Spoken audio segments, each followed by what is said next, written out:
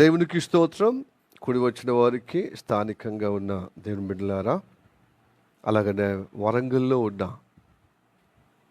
దేవుని బిడ్డలకు అందరికీ, అలాగనే ఇది చూస్తున్నవారు, చూడబోతున్న వారందరికీ ప్రభు అయిన యేసు నామములో ప్రేమపూర్వక ఆహ్వానిస్తున్న శుభములు.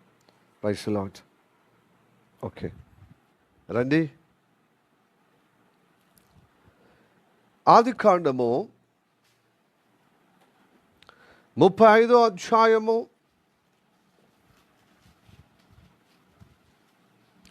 9వ వచనం. ఆదికాండము 35వ అధ్యాయము 9వ వచనం. యాకోబు పద్నారము నుండి వచ్చుచుండగా దేవుడు తిరిగి అతనికి ప్రత్యక్షమై అతన్ని ఆశీర్వదించెను. సరిపోయిందమ్మా, అయిపోయింది కదా 9వ వచనం. ఓకే, ఈ వాక్యం మన వినికిడిలో ఆశీర్వదించును గాక. చిన్న ప్రార్థన చేద్దామా.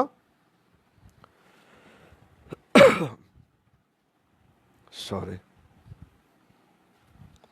మమికిలిగా ప్రేమిస్తున్న మా పరలోకమందున్న మా తండ్రి, నీకు వందనాలు తండ్రి. ఇదిగో నీ ఉదయ కాలంలో అందరినీ మమ్మలను సజీవులకు ఉంచి నీ గొప్ప కృప ద్వారా తండ్రి, నీ బాహు చేత తండ్రి ప్రభు మమ్మల్ని నడిపించలేకే వందనాలు అయ్యా. గడిచిన వారమంతా మమ్మల్ని గొప్పగా కంటి కనపాప వాళ్ళని కాపాడి ప్రభు మరొక అవకాశంగా నీ సన్నిధిలో నీ సముఖములో చేరి నీతో అనుబంధముగా ప్రభు చేయటానికి నువ్వు ప్రభు ఇదిగో ప్రభు నీ నడిపింపులో మేము ఏకీభవించడానికి సహాయం చేయం. మా శరీరం ప్రాణమాత్మనికి అప్పచెబుతున్నాం ప్రభు. ఎవరికి వారుగా అదిగో సమర్పణ చేసుకుని ప్రతి బిడ్డను నువ్వు అంగీకరించి నీ రక్తం ద్వారా పరిశుద్ధపరచబడే విధంగా, నీ కటాక్షం పొందుకునే విధంగా నీ స్వరం మాకు దయచేయమని ప్రార్థన చేస్తున్నాం తండ్రి. నీ సేవకుడు ఏ విషయంలో అయినా ప్రభా యోగ్యత అర్హత అదిగో ప్రభా లేనివాడు తండ్రి, నాతో మాట్లాడము, అందరితో మాట్లాడము ప్రభా. నీ కృప ద్వారా నీ సేవకుడు నీ సెలవు చోట మరుగుపరుచుకుని అభిషేకం ద్వారా అందరితో ప్రభు మాట్లాడమని ప్రార్థన చేస్తున్నాం ప్రభా. నీ స్వరము ద్వారా మేము ధన్యులుగా ఉండుటకు అయా ప్రభా, నీ కృపలో ప్రభు స్థిరపొచ్చే అనుగ్రహము కలగచేయమని ప్రార్థన చేస్తున్నాం. దుష్ట సంబంధమైన ప్రతిదీ యేసు నామములో, ఆలోచనలో ప్రభు, నిర్ణయంలో ప్రభు, క్రియల్లో ప్రభు మమ్మల్ని కలవరపరుస్తున్న ప్రతిదీ యేసు నామములో దూరపరచబడుగాక. ఇదిగో నీతో అనుబంధము కలిగిన ఆయా క్షేమము కలిగిన జీవితం మాకు కలగచేయమని, సంతృప్తిగా సమాధానముగా శ్రేష్టంగా ఉండేటట్లుగా నిలబెట్టమని నా ప్రభువైన యేసు నామములో ప్రార్థించి అడుగుచున్నాము పరమ తండ్రి. Amen, amen. May the God bless you. Praise the Lord. Okay, శ్రావణు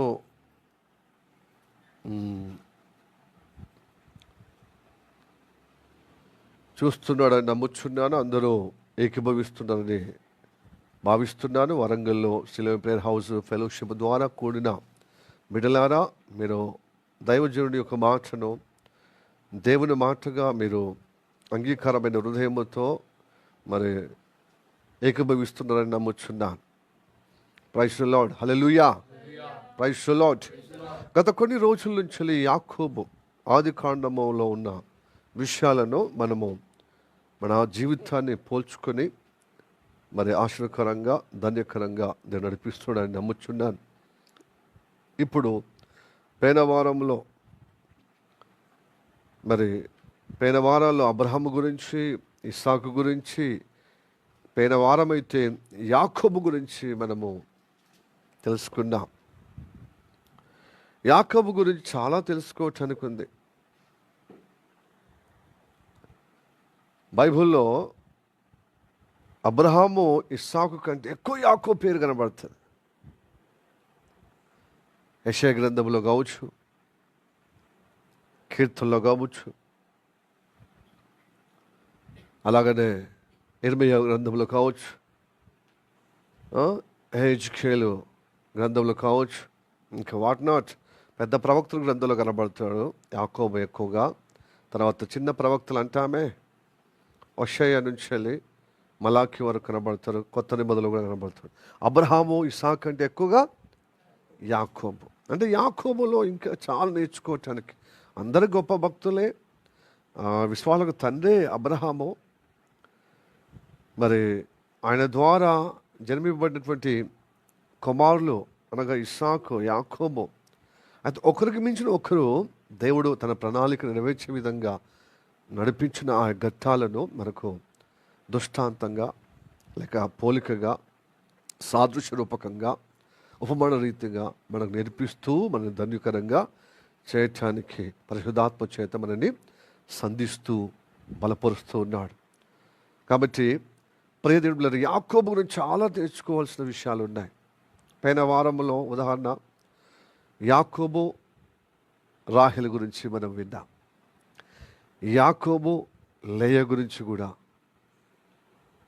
ఎందుకంటే యాకోబు రాహేలు యొక్క అనుబంధము, ప్రేమ కలిగిన అనుబంధము, వివాహ బంధము ముందు ప్రేమ కలిగి తర్వాత వాళ్ళ ఎలాగ అనుబంధం ఉన్నదో అని కూడా మనం తెలుసుకున్నాం. అంటే వివాహానికి ముందు ప్రేమ అనేది తప్పేం కాదు, కానీ ఆ ప్రేమకు ఒక పవిత్రత ఉండాలి, క్రమము ఉండాలి అనేది. ఇప్పుడున్నటువంటి అక్రమమైనటువంటి ప్రేమలు కాదు, పరిశుద్ధమైన ప్రేమ, దైవిక ప్రేమ. వాళ్ళు ప్రేమిస్తే వాళ్ళ కోసం ఎంతటి త్యాగమైన, ఎంతటి శ్రమ అయినా ఇట్టే 2-3 రోజులలో అంత ప్రేమ కలిగినటువంటి అనుబంధం కలిగి ఉన్నాడు అనేది మనము పైన ఆదివారం నేర్చుకున్నాం. ప్రేమ అంటే అలా. ఇప్పుడున్న ప్రేమ ఏం తెలుసా? ఉన్మాదం. నాకు దక్కదు ఇంకొకరు దక్కదు ఏం చేస్తున్నారు? యాసిడ్ బోసో లేకపోతే ఏదో రకంగా వ్యభిచారమో, పాడు చేయడమో, ఖరాబ్ చేయడమో. అట్లాగా పైన సారి కూడా మనం నేర్చుకున్నాం కదా. ఏది? షేకేము రాజు అయినటువంటి హమోరు కుమారుడు అయినటువంటి షేకేము కుమారుడు ఏం చేశాడు? యాకోబుకి లేయ దంపతులకు పుట్టినటువంటి దీనా ఆమెను ఇష్టపడి ప్రేమించాడు ఆ చిన్నవాడు అని చెప్పబడ్డది. కానీ ప్రేమిస్తే ఏం చేయాలి? ఒక క్రమముగా పాటించలే కదా. తొందరపడి ఏం చేశాడు? ఆమెను అవమానపరిచాడు, ఆమెను అత్యాచారం చేశాడు. అత్యాచారం చేసినప్పుడు ఆ నీచ కార్యం చేసిన తర్వాత ఆమె కుటుంబము హర్షిస్తుందా? సంతోషం ఉంటుందా? అవమానకరంగా చేశాడు కదా, ఇది హేయమైనది కార్యం కదా అని వాళ్ళకు ఉక్రోషమైంది. దాన్ని బట్టి చాలా సంతాపం, ఎట్లా అయిపోయింది మా కుటుంబం, ఇలాగా కలకం అయిపోయిందని చాలా మట్టుకు ఇబ్బంది అయిపోయి అందరితో ఆకుండా పెద్ద హత్యాకాండకు, మారణకాండకు దారి తీయబడ్డది. ఇప్పుడు జరుగుతున్నది అదే వ్యవస్థ. ఈ అవస్థ ఏంది? ఈ వ్యవస్థ ఎందుకు ఇలాగంటే వివాహానికి ముందు ప్రేమ దోమని చెప్పి ఏదో రకంగా లోబర్చుకొని బ్లాక్మెయిల్గా ఖరాబ్ చేయడమా, హతమార్చడమా జరుగుతుంది. ఇది ఉన్మాదం అన్నమాట, ఇది మారణకాండం. ఈ వ్యవస్థ అంతా అవస్థలో ఎందుకు పడిపోయిందంటే ఇదిగో ఇలాగా. కనుక ఈ లోక ప్రేమకు భిన్నమైనది దేవుని ప్రేమ. ఆ ప్రేమ కలిగిన వ్యక్తే ఒక వ్యక్తిని ప్రేమించడం అంటే ఒక పవిత్రతో కూడినది అనమాట. కాబట్టి వాలెంటైన్ డే శనివారం జరిగితే మన ఆదివారం నేర్చుకున్నాం అదే కదా. ప్రేమ తప్పు కాదు ప్రేమించడము, కానీ దాంట్లో పవిత్రత ఉండాలి. ప్రేమ కలిగినటువంటి వాళ్ళు దంపతులు వివాహ బంధములో ఐక్యతగా ఉండాలి. Praise Lord, hallelujah, praise lord. ఏమంటున్నాడు? వారి మంచము సైతము పవిత్రతగా ఉండాలి. పాన్పా నిష్కల్మిషముగా ఉండాలి అని ఉన్నది. ఎంత పవిత్రంగా దేవుడు చెప్పాడు చూడండి.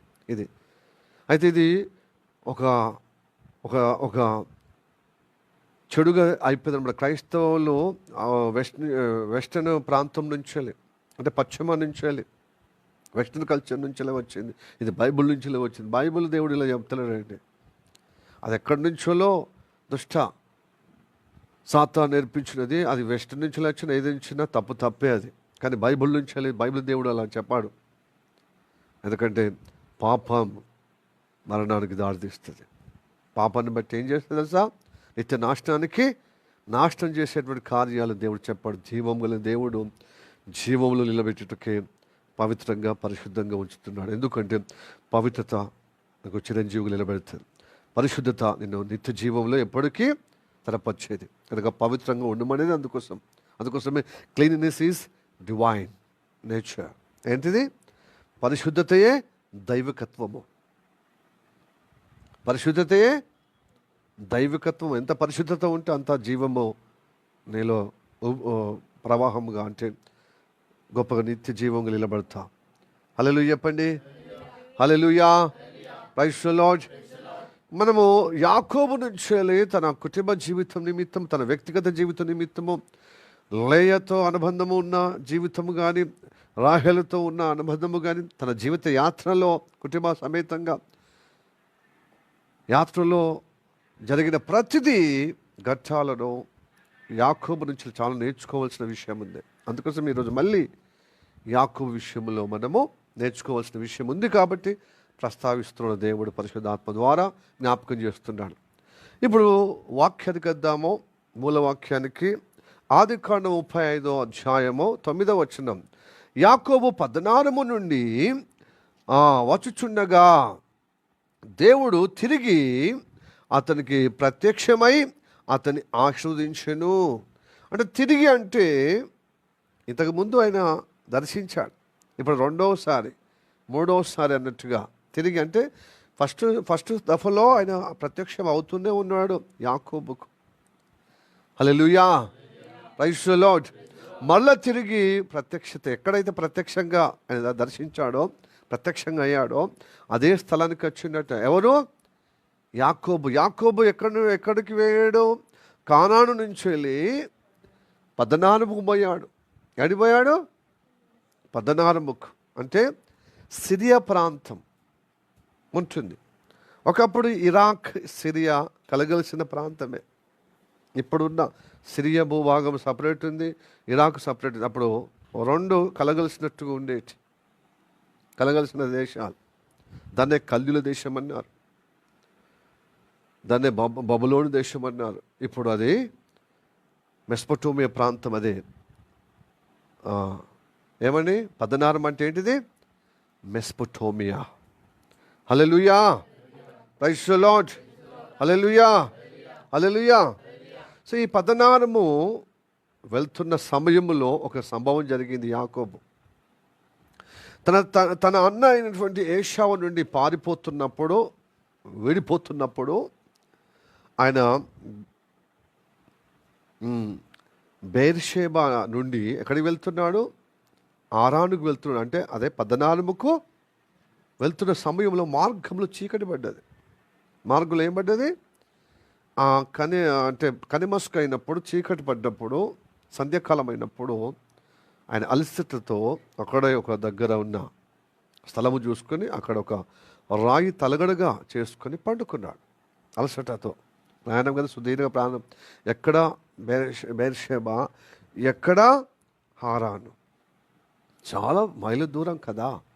అంటే ఇప్పుడున్నటువంటి భూభాగము మనం లెక్కించుకుంటే ఇజ్రాయెల్ దేశం, పాలస్తీనా దేశమే కదా ఇజ్రాయెల్ దేశంగా ఇప్పుడు మార్పు చెందుతుంది.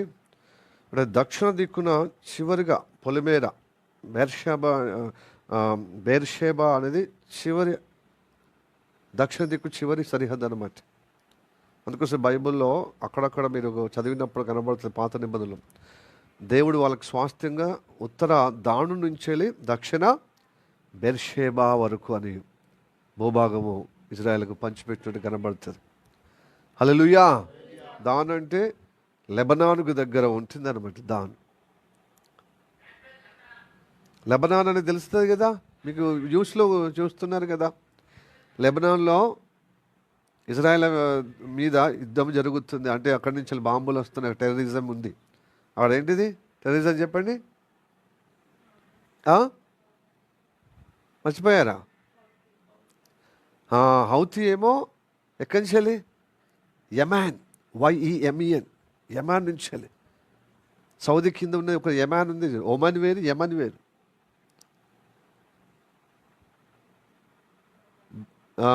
అది కూడా ఇరాన్ నుంచి వచ్చిన అవి ప్రైవేట్ బలగాలు.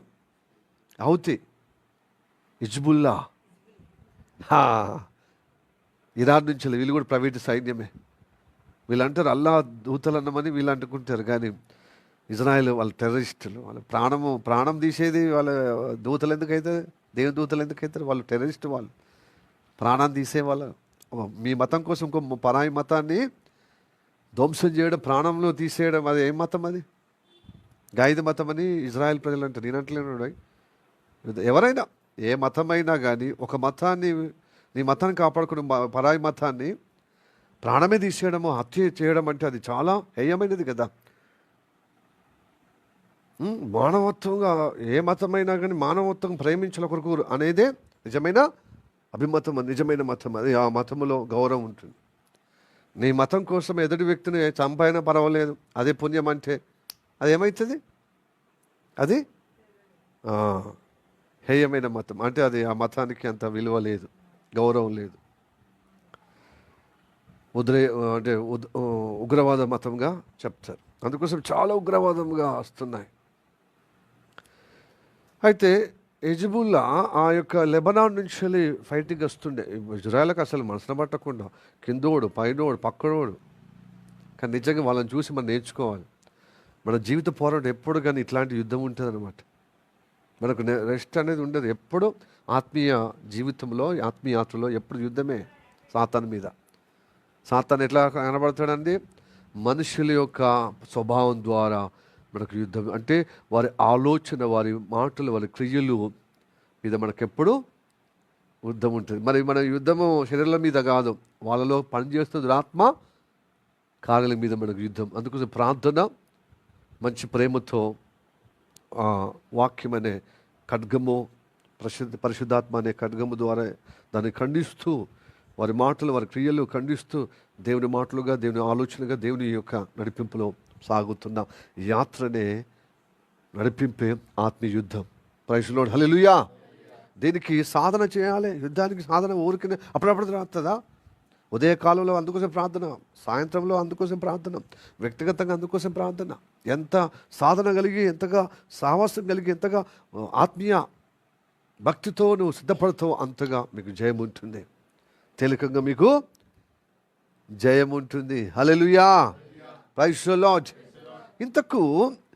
ఇంత సుదీర్ఘమైనటువంటి బెర్షెబా నుంచి, దక్షిణ దిక్కు నుంచి ఉత్తర ప్రాంతం వెళ్తున్నారు. సిరియా ప్రాంతం దక్షిణ దిక్కు ఉంటుంది, ఉత్తర దిక్కు ఉంటుంది. అవ లెబనాన్ ఇట్లుంటే సిరియా ఇట్లుంటుంది అనమాట. దాని రెండు కలుపుకుంటుంది, ఇటు లెబనాను, ఇటు సిరియా. సో సిరియా ప్రాంతానికి పోతున్నాడు. సో మార్గ మధ్యలో ఆయనకు పొద్దుగూకింది. అక్కడ పండుకుంటున్నాడు, అలసట తీసుకుంటున్నాడు. ఆ అలసటలో మంచిగా సౌండ్ స్లీపింగ్ వచ్చిందనమాట. సౌండ్ స్లీపింగ్ అంటే ఏంటిది చెప్పాలి. ఎవరో చెప్తే నేను ఇది మంచుకునేదని చెప్తున్నప్పుడు మీరు అట్లే అనుకుంటారా? మీరు చెప్పారా? ఒక నీకు తెలియదా? ఎవరో చెప్పి నువ్వు చెప్తున్నావా? ఇది మీనింగ్ తెలుసుకోవాలని చెప్పొద్దా మీరు? సౌండ్ స్లీపింగ్ అంటే ఏంటి చెప్పండి. మంచి నిద్ర. ఇక్కడ అలసిపోయినప్పుడు ఎవరో మత్తు చల్లినట్టుగా పండుకుంటాం అనమాట. అభినయ్ పండుకోలే ఎప్పుడు అట్లా? పండుకోలే ఎప్పుడు? మత్తుగా అట్లా మన చెద్దరు ఎటో పోతుంది. మంచి పండుకున్నప్పుడు చెద్దరు మంచి నిండి కప్పుకుంటాం. చెద్దరు ఎటో పోతుంది, మన లుంగి ఎటో పోతుంది, మన షార్ట్ ఎటో పోతుంది, మన రెక్కలు, మన కాళ్ళు. అసలు అక్కడ చూస్తే అసలు అభినయేనా పండుకున్నాడు. మొత్తం ఇటు కాలు చేసినా ఇట్లా పడిపోతుంది. కాళ్ళు అసలు ఎట్లా పండుకుంటాం, ఏ యాంగిల్ అని ఉండదు. మొత్తం మనకు అంటే షేప్లెస్గా పండుకునే విధానం, దాన్ని సౌండ్ స్లీప్ అంటారు. మన స్పృహనే ఉండదు. ఇట్లన్నా స్పృహ ఉండదు, గిలినా స్పృహ ఉండదు. మొత్తం డెడ్ బాడీ లాగా అయిపోతుంది. ఇంత నిద్ర అంటే అట్లా మత్తు ఉంటుంది అన్నమాట. కొన్నిసార్లు అంటే శరీరం ఎంత అలసిపోతుందో అంతగా రెస్ట్ ఉంటుంది. అట్లా రెస్ట్గా పండుకుంటున్నాడు. అలాంటి సమయంలో దేవుడు, అబ్రహాము దేవుడు, ఇస్సాకు దేవుడు అతను దర్శించాడు. తను శరీరమే అలసట కాదు, తన ఆత్మీయ విషయం అంతరంగం అలసిపోయింది. అగమ్య గోచరంగా ఉన్నాడు. ఎక్కడ వెళ్ళేది? ఇప్పటిదాకా నేను అల్లారి ముద్దుగా అమ్మ నాన్న కాపుదలతో అన్నయ్యతో ఉన్నాను. ఇప్పుడు నేను ఒంటరిగా ప్రయాణమై, మేనమా ఎట్లుంటాడో, ఆ ప్రాంతం ఎట్లుంటుందో, ఆ కుటుంబం ఎట్లుంటుందో, అక్కడ వాసులు ఎట్లుంటారని తన హృదయంలో భారభరితమైన కలిగి ఆలోచన చేసి చేస్తూ చేస్తూ సౌండ్ మైండ్గా అంటే సౌండ్ స్లీప్గా పండుకున్నప్పుడు దేవుడు అతను దర్శించి, యాకోబు నీకు తోడుగా ఉంటాయా, యాకోబు నీకు తోడుగా ఉంటాను అని చెప్పి దర్శనము చూపించాడు. ఏం దర్శనం తెలుసా? ఆకాశము ద్వారము నుంచి కింది తన పండుకున్న తలగడ వరకు ఒక పెద్ద స్టేర్ కేస్, మెట్లు కనబడ్డాయి అనమాట, బంగారు మెట్లు. ఆ మెట్ల మీద ఒక వరుసనేమో దేవతలు దిగుతున్నారు పరలోకం నుంచి. ఇక్కడి నుంచి ఆయన పండుకున్న స్థలం నుంచి ఆ దేవదూతలేమో ఒక వైపున పరలోకానికి పోతున్నారు. ఆ దర్శనం వచ్చి, ఇదిగో నీకు నీ సంతతికి ఈ భూభాగం ఇవ్వబోతున్నాను, నీకు తోడై ఉంటాను, నువ్వు భయపడకు, ధైర్యంగా ఉండు, నువ్వు ఎక్కడ వెళ్ళినా నీ తోడుగా ఉంటాను. నువ్వు వెళ్తున్నది నా ప్రేరేపణతోనే, నా ఆలోచన ప్రకారంగా, నా ప్రణాళికబద్ధంగానే నువ్వు వస్తున్నావు. సో నువ్వు ఒంటరి కాదు, మీ అమ్మ నాన్న లేకుండా, మీ అన్నయ్య లేకుండా నేను నీ తోడుగా ఉన్నాను, ధైర్యంగా ఉండుమో.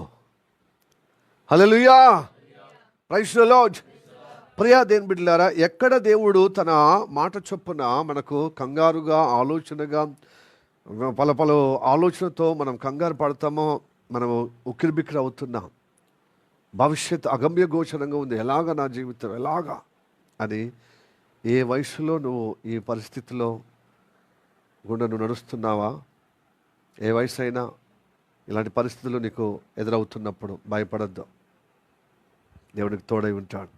యాకోబుకు తోడైన దేవుడు నీకు నాకు తోడై ఉంటాడు. అయితే దేవుడు ప్రత్యక్షత కలిగే స్థలానికి మీరు వచ్చారు. వాక్యంగా ప్రత్యక్షంగా మీకుతో మాట్లాడుతున్నాడు. ఏమని? నీ భవిష్యత్తు అంధకారంగా అగమ్య గోచరంగా ఎలాగా ఇప్పటిదాకైతే నడిపించబడిన ఎట్లాగలాగా గట్టెక్కాను అని ఎవరి బిడ్డలు కావచ్చు, చదువు విషయంలో, భవిష్యత్తు యొక్క కెరీర్ విషయంలో, అలాగనే కుటుంబ జీవితంలో ఉన్న అమ్మలారా, అయ్యలారా, సహోదరి సహోదరుడా, దేవుని సంగమా వినండి. నీ భవిష్యత్ అంధకారంగా ఉండి అగమ్య గోచరం, అందరూ చేతులు ఎత్తేసారు. ఇప్పుడు నేను ఎలాగ బ్రతికేది, నా కుటుంబం ఎలాగ ఉండేది, నా పిల్లలు, నా కెరీర్ అని నువ్వు ఇలాగా పలు విధాలుగా ఆలోచనతో సతమతం అవుతున్నాయేమో. ప్రియ సహోదరుడా, సహోదరి, నీ ఆర్థిక ఇబ్బందులు బట్టి కుటుంబ భారము, కుటుంబం యొక్క సంసార జీవితము బహు కష్టంగా ఉంది. అనారోగ్యంగా, బలహీనతలుగా ఇలాంటి పరిస్థితులు నువ్వు చిక్కి ఉండి విసికి వేసారి గమ్యం చూసుకుంటే, అంటే ఫ్యూచర్ చూసుకుంటే నీకు పాలు పోలేక ఉంటున్నావా? ఎటు తోచలేకుంటున్నావా? అసలు ఎటు నిర్ణయం చేసుకోలేనటువంటి అగమ్య గోచరంగా, అయోమయ అత్తర బిత్తరగా మరి నువ్వు చిక్కుబుక్కుగా అనగా చికాకుగా ఉన్నావా? దేవుడికి సహాయం చేస్తాడు. ఇదిగో యాకోబుకు అదే పరిస్థితి, యాకోబుకు అదే పరిస్థితి. హల్లెలూయా. యాకోబుకు దేవుడు అంటే ఇష్టం, దేవుడు అంటే రక్షణ అంటే ఇష్టం. కాబట్టి ఆ రక్షణ కోసమే కదా అతని పరిస్థితి ఇలా అయింది. నువ్వు రక్షణ పొందావు, దేవుడి చేత నువ్వు ఎన్నుకోబడ్డావు, ఏర్పరచబడ్డావు. కానీ అయిందోటి, అనుకున్నదోటి. ఆశీర్వాదము పొందుకునే రక్షణ నీకు వచ్చింది, కానీ అందరు బంధువులందరూ చాటేశారు.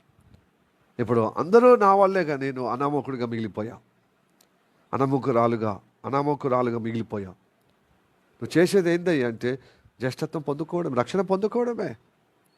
ఆ పొందుకున్న ఆశీర్వాదాన్ని బట్టి నీకు వచ్చిన ఫలితం ఏం తెలుసా? ఆత్మీయతలో దేవునితో అనుబంధముగా సంతోషం. దేవుడు నాకు గొప్ప దేవుడు కలిగి ఉన్నాను. కానీ భౌతికంగా అందరు ముఖం చాటేస్తారు, నేను వదిలిపెడతారు, నా అనుకున్న వాళ్ళు వదిలిపెడతారు. అదే అక్క రూపంలో, చెల్లె రూపంలో, అన్న రూపంలో, తమ్ముడు రూపంలో, తల్లి రూపంలో, తల్లి రూపంలో వాళ్ళని క్షేమం కోరే వాళ్ళే, కానీ పరిస్థితుల వల్ల వాళ్ళు ముఖం చాటేస్తారు. అది తెలుసా? దేవుడు నీకు తోడై ఉండటానికి. హల్లెలూయా, ప్రైజ్ ది లార్డ్, హల్లెలూయా. ఇప్పుడు యాకోబు ఒంటరితనంలో ఉన్నాడు ఆ ఆశీర్వాదాన్ని బట్టి. ప్రియ దేవులారా, రక్షణ పొందినప్పుడు నువ్వు ఒంటరిగా అవుతావు. అందరుగా అవ్వ కావాలి, బోవ కావాలంటే సాధ్యం కాదు. అవ్వ దొరుకుతుంది అంటే దేవుడు దొరుకుతాడు, తల్లిలాగా నీకు దేవుడు దొరుకుతాడు. సౌలతులు, మనుషుల ద్వారా నీకు వచ్చే సౌలతులన్నీ తారుమారు అయిపోతాయి. నేను చేసిన నేరమేంది, దేవుని నమ్మకుండా తప్ప, దేవుని కలిగి ఉండడం తప్ప అనిపిస్తుంది. కానీ దేవుని నమ్ముకున్నది తప్పు కాదు. మనుషులు అలాంటి పరిస్థితి కలిగినప్పుడు వాళ్ళ తప్పను. వాళ్ళు ఏం చేయలేదు నీ సాహిత్యంలో. నీలో తప్పిదం ఉందని కాదు, పరిస్థితి అలాగా అయిపోయింది అంతే. సమాజం ఎందుకంటే యేసయ్య నమ్ముకుంటే కులము నిన్ను చూడదు, మతం నిన్ను చూడదు. మనుషులు ఎవరు నీకు సహకారంగా, భరోసాగా, బాధ్యతగా మరి భవిష్యత్తులో నేను ఉంటానన్న నిశ్చయతని కలిగించారండి. దేవుడు నీకు తోడై ఉంటాడు. హల్లెలూయా, ప్రైజ్ ది లార్డ్. దేవుడే నీకు భరోసా, దేవుడు నీకు గమ్యాలు నడిపించే గొప్ప నిశ్చయత. దేవుడు నీకు తోడై ఉన్నాడు. ఎవరు మరచినా, ఎవరు విడిచినా దేవునికి తోడుగా ఉండుటకు. ఇదిగో యాకోబు యొక్క జీవిత యాత్రలో ఆయన పండుకున్న సమయంలో ఆ అర్ధరాత్రిలో దర్శనమిచ్చి, యాకోబు భయపడకు, నీకు తోడుగా ఉన్నాను. ఇదిగో నీ ద్వారానే పరలోక గవిని చేరే మెట్లు ఆ లిచ్చనగా నువ్వు ఉంటావు, నేను ఉంటాను నీకు. నీ సంతతి పరలోకానికి భూమికి దిగి వచ్చే మెట్లగా నీ సంతతికి ఇస్తాను. నీకు నీ సంతతికి అంటే పరలోక గవినే చేరే విధంగా. ఒక నుంచి పరలోకం నుంచి ఎవరైనా ఇక్కడికి రావాలన్నా మళ్ళీ నీ సంతతి ద్వారానే రావాలి. అందుకోసమే యాకోబు సంతతి ద్వారానే ప్రవక్తలు వచ్చారు. యాకోబు సంతతి ద్వారానే ఆ పరలోక అధినేత అయినటువంటి యేసయ్య రాజాదిరాజు ఆ సంతతిలోనే జన్మించాడు. హల్లెలూయా, ప్రైజ్ ది లార్డ్, హల్లెలూయా. అంతగా నువ్వు రక్షణ పొందావు. యాకోబు సంతతిలో నువ్వు నేనున్నావు, యేసు ద్వారా రక్షణ పొందిన మనమందరం. కాబట్టి ఈ రక్షణ కార్యములోనే భక్తులు కనబడతారు. ప్రవక్తలు నిన్ను బలపరుచుటకు అభిషేక్తులుగా నీకు ఎదురవుతారు. ఈ రక్షణ కార్యములోనే, రక్షణ సమూహంలోనే పరలోక గవిని నీకు తాకుతుంది, లేకపోతే తాకదు, నువ్వు చేరవు. పరలోక గవిని నీకు తరసం వస్తుంది, తరసపడతావు అంటే అది తరసం అవుతుంది, నీకు ఎదురుపడుతుంది. హల్లెలూయా, ప్రైజ్ ది లార్డ్. ఎందుకంటే యేసయ్య అన్నాడు, నేనే మార్గము సత్యము జీవము, నాదో తప్ప ఎవడనో తండ్రి యొద్దకు సృష్టికర్త దగ్గరికి రాడు. అదే మెట్లు అన్నమాట. నాడు యాకోబుకి ఇచ్చింది, యేసుక్రీస్తులో నెరవేర్చబడ్డది.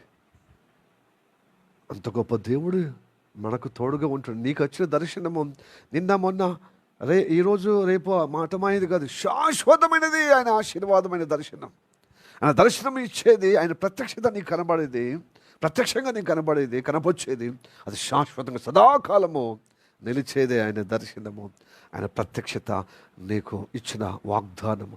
హల్లెలూయా పండి, హల్లెలూయా. నీకు ఇచ్చిన ఆశీర్వాదము, ఆ ప్రత్యక్ష ద్వారా నీకు ఇచ్చిన ఆశీర్వాదము అది శాశ్వతంగా ఉండేది. ఈరోజు ఉండి రేపు మఠమయ్యేది కాదు. కాబట్టి అక్కడ దేవుడు కనబడాడని తెల్లారి తొందరగా లేచి భయపడి, అరే ఇది దేవుడు నివాసం ఉన్న స్థలము, దేవుడు ఇల్లు, దేవుడే ఇక్కడ కనబడ్డాడు నాకు అని చెప్పి అదే తలగడ ఒక రాయిగా పాతి దాని మీద నూనె పోసి దేవునికి ప్రతిష్ఠ చేసుకుంటాడు. తండ్రి నీ బిడ్డగా ఇంకా పరిపూర్ణంగా దైవ ప్రత్యక్షత అయిన కొద్దీ యాకోబులాగానే మనం ప్రతిష్ఠ చేసుకుంటాం. తండ్రి నీ బిడ్డగా నన్ను నిలబెట్టుటకు నువ్వు నన్ను దర్శించావు కదా, నీకోసమే బ్రతకే విధంగా నీ కృప చూపెట్టవో అని నువ్వు మాటతోనంటే ఇంకా దృఢపరుస్తాడు, ఇంకా నేను బలపరుస్తాడా. హల్లెలూయా, ప్రైజ్ ది లార్డ్. అంతేకాకుండా ఆయన తీర్మానం చేసుకుంటున్నాడు, నేను వెళ్తున్న సమయంలో ఒంటరిగా, కానీ నేను మళ్ళీ సమూహంగా ఆస్తిపాస్తులతో నా భార్య పిల్లలతో నేను గొప్పగా దీవించబడే విధంగా నన్ను నిలబెడితే తండ్రి తప్పక నా రాబడిలో 10వ వంతు ఇస్తానని ఒప్పందం ఒడంబడిక చేసుకున్నానండి. అలాగా దేవుని కృప ద్వారా దేవుని యొక్క ఆశీర్వాదం మన జీవితంలో వచ్చినప్పుడు నీవు ఏం చేయాలి తెలుసా? నీ వైపున నీ వంతు నీ సమర్పణ వెళ్ళబుచ్చే విధంగా తీర్మానం చేసుకోవాలి. తండ్రి నువ్వు నాకు కనబడ్డావు, ప్రత్యక్షపరిచావు, నీ మాటగా నన్ను ఆశీర్వదించావు, ఇదిగో నేను ఈ విధంగా సమర్పణని నీ సమర్పణ తెలియజేయాలి, నీ మొక్కుబళ్ళు తెలియజేయాలి, నీ అంగీకారం తెలియజేయాలి, నీ సమర్పణ ప్రత్యక్షపరచబడాలి. హల్లెలూయా. ఇక్కడ నుండి ప్రతి ఆదివారం వస్తానయ్యా, ప్రతి ఆదివారమే కాకుండా ఇదిగో ఉదయకాలము సంధ్యాకాలము గృహకూడగల ఫెలోషిప్ కలిగి ఉంటానని నీకు స్వతంత్రమైన తీర్మానము, స్వతంత్రమైన నిర్ణయము, స్వతంత్రమైనటువంటి సమర్పణ దేవునికి నువ్వు అర్పించుకుంటున్నావా ప్రియ సహోదరుడా, సహోదరి? అది నీకు ఆశ్చర్యకరంగా మారబోతుంది. ఆశీర్వాదం ఇస్తాడు. నీ సమర్పణ బట్టే కదా ఆశీర్వాదం ప్రాప్తించబడుతుంది. ఇదిగో యాకోబు సమర్పణ చేసుకున్నాడు. అంతేకాదు, నన్ను ఆశీర్వదించిన కొలది, నా రాబడి పెరిగిన కొద్ది దశమ భాగం నీకు ఇస్తాను. అందుకోసమే గొప్పగా దీవించబడ్డాడు యాకోబు. యాకోబు ఎలా దీవించబడ్డాడు చెప్పండి? గొప్పగా దీవించబడ్డాడు. చూడండి, 16లో తన మామ ద్వారా చాలా నష్టపరిచేవాడే విధంగా, అతనికి అన్యాయం చేయబడే విధంగా చేసిన తన బామ్మర్దులు లాభాను మామ కదా, లాభాను కొడుకులు ఎంత నష్టపరిచే విధంగా చేసినా దేవుడు అతనికి తోడుగా ఉన్నాడు కాబట్టి గొప్పగా దీవించబడ్డాడు. చూడండి, 30వ అధ్యాయము, ఆదికాండం 30వ అధ్యాయము 43వ వచనం. ఆ ప్రకారము ఆ మనుషుడు అంటే ఎవరు? యాకోబు అత్యధికముగా అభివృద్ధి పొంది విస్తారమైన మందులు, దాసులు, ఒంటెలు, గాడిదలు గలవాడాయను. నువ్వు తీర్మానం చేసుకొని ఆడ వెళ్ళాడు అనమాట. ఒక దేవుని దగ్గర ఒక తీర్మానం చేసుకున్నాడు అనమాట. హల్లెలూయా. నువ్వు తీర్మానం చేసుకుంటున్నావు ప్రియ సహోదరుడా, సహోదరి. నేను సమయము దేవునికి ఇస్తాను, కేటాయిస్తాను. 24 గంటలు సమయము, ఒక 2 గంటలు ఇవ్వకపోతున్నాం మనం, కనీసం 1 గంట ఇస్తున్నామా రోజుకు? పొద్దున ఉదయకాలము సహవాసముతో వ్యక్తిగతంగా ఇలాగా నువ్వు సమర్పణ చేసుకుంటే దేవుడు ఎంతగా నీ కాలము ఎంత శుభప్రదంగా మార్చాడు, ఎందుకు ధన్యకరంగా మార్చాడు, భాగ్యవంతమైనటువంటి ఆ పరిస్థితిగా ఎందుకు కల్పించాడు దేవుడు, ఆ బ్లెస్సెడ్ అయిన వాతావరణంగా ఎందుకు ఆ కాలాన్ని శుభప్రదంగా నిన్ను ఎందుకు మార్చాడు? నువ్వు సమయం దేవుడికి ఇస్తే శుభప్రదమైనటువంటి సమయం ఇస్తాడు, శుభకార్యమైన సమయం ఇస్తాడు. ముహూర్తాలు చూస్తే కాదు, శకనం చూస్తే కాదు, ఇది మంచి ముహూర్తమా, ఇది దుర్ముహూర్తమా, ఇది రాహుకాలమా, ఈ కేతుకాలమా, నథింగ్.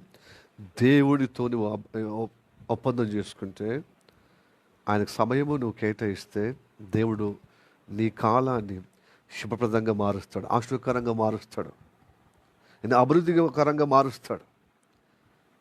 హల్లెలూయా. ఆశ్చర్యకరమైన కాలముగా మారుస్తాడు, శుభ నిరీక్షణగా మారుస్తాడు. అదిగో నువ్వు తీర్మానం చేసుకోవాలి. యాకోబు తీర్మానం చేసుకున్నాడు.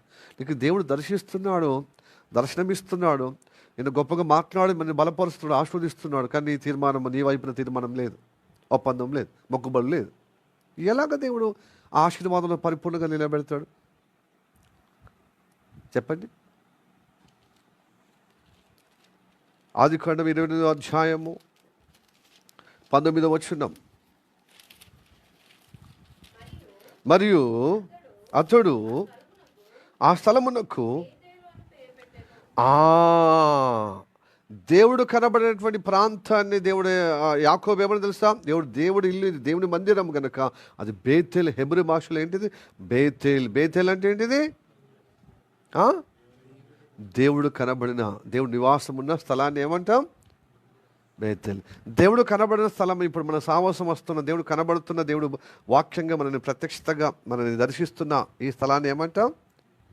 దేవుడు ఇల్లు, ఇది బేతేల్ అని చెప్పవచ్చు. హల్లెలూయా. దేవుని మందిరము, దేవుని ఇల్లు ఏమంటావు చెప్పండి? హెబ్రీ భాషలో దేవుని ఇల్లు, దేవుని మందిరము. హల్లెలూయా. Praise the Lord. కనుక ఇది సాధారణమైనటువంటి మందిరం కాదు, ఇది దేవుడు కనబడే స్థలము కనుక, దేవుడు నివసించే స్థలం కనుక దేవుని ఇల్లు అని నువ్వు గ్రహించాలి. ఏంది ఇంట్లో కూడుకున్నాం, ఇది పాస్టర్ ఇల్లు కదా, ఇది సురేందర్ బ్రదర్ వాళ్ళ ఇల్లు కదా అనుకో. దేవుడు ఎక్కడ 2-3 కూడతారో వారి మధ్యలో ఉంటాడు. అది మనము రేకుల షెడ్లో ఉన్నా, చెట్టు కింద ఉన్నా, పెద్ద అందమైనటువంటి పెద్ద 7 స్టార్ హోటల్ యొక్క కమ్యూనిటీ హాల్లో, కన్వెన్షన్ హాల్లో కూర్చున్నా, లేకపోతే రంగులతో చక్కగా చర్చి భవనం కట్టుకున్నా, దేవుడు నివాసం ఉన్న స్థలంలో ఇప్పుడు అక్కడ పెద్ద అందమైన చర్చి ఉందా అండి? భవనం ఉందా? రాజభవనం ఉందా? 5 స్టార్ హోటల్ కలిగినటువంటి కన్వెన్షన్ హాల్ ఉందా? ఆడిటోరియం అది అరణ్యములో ఒక నిర్జీవ స్థలములో దేవుడు కనబడ్డాడు. అక్కడ దేవుడు కనబడిన స్థలాన్ని ఏమంటారు చెప్పండి? దేవుడు నివాస స్థలం, అదే దేవుని మందిరం. చెప్పండి హల్లెలూయా, చెప్పండి హల్లెలూయా. మనం కూడుకున్న స్థలం ఎలాది కాదు, దేవుడు కనబడిన స్థలము ఎలాగా అది. హల్లెలూయా, ప్రైజ్ ది లార్డ్. అబ్బా, ఎన్ని మంచి కిటికీలు, ఎంత అందంగా రాజభవనంలాగా కట్టుకున్న చర్చెస్, భవనాలు. ఇంతమంది అంతమంది వస్తున్నారు కాదు, కొద్దిమంది ఎక్కువ మంది అనే విషయమే కాదు, నీకు నాకున్న విషయము. కానీ దేవుని దృష్టికి విషయం కాదు. దేవుడిని కనబడుతున్న స్థలమే నేను పరిగణలో తీసుకోవాలి. అదే విశ్వాసం, అదే భక్తులకు ఉన్న చూపు, ఆ చూపు ఉండాలి. ఇలాంటి చూపు చాలామంది లేదు. యాకోబు చూపు, అది ఇక్కడ ఎవరు లేరు కదా, నేను ఒక్కడే ఉన్న ఇక్కడ దేవుడు నేను దర్శించడానికి వచ్చిన స్థలమే దేవుని మందిరము, దేవుని ఇల్లు. హల్లెలూయా చెప్పండి హల్లెలూయా, ప్రైజ్ ది లార్డ్ హల్లెలూయా.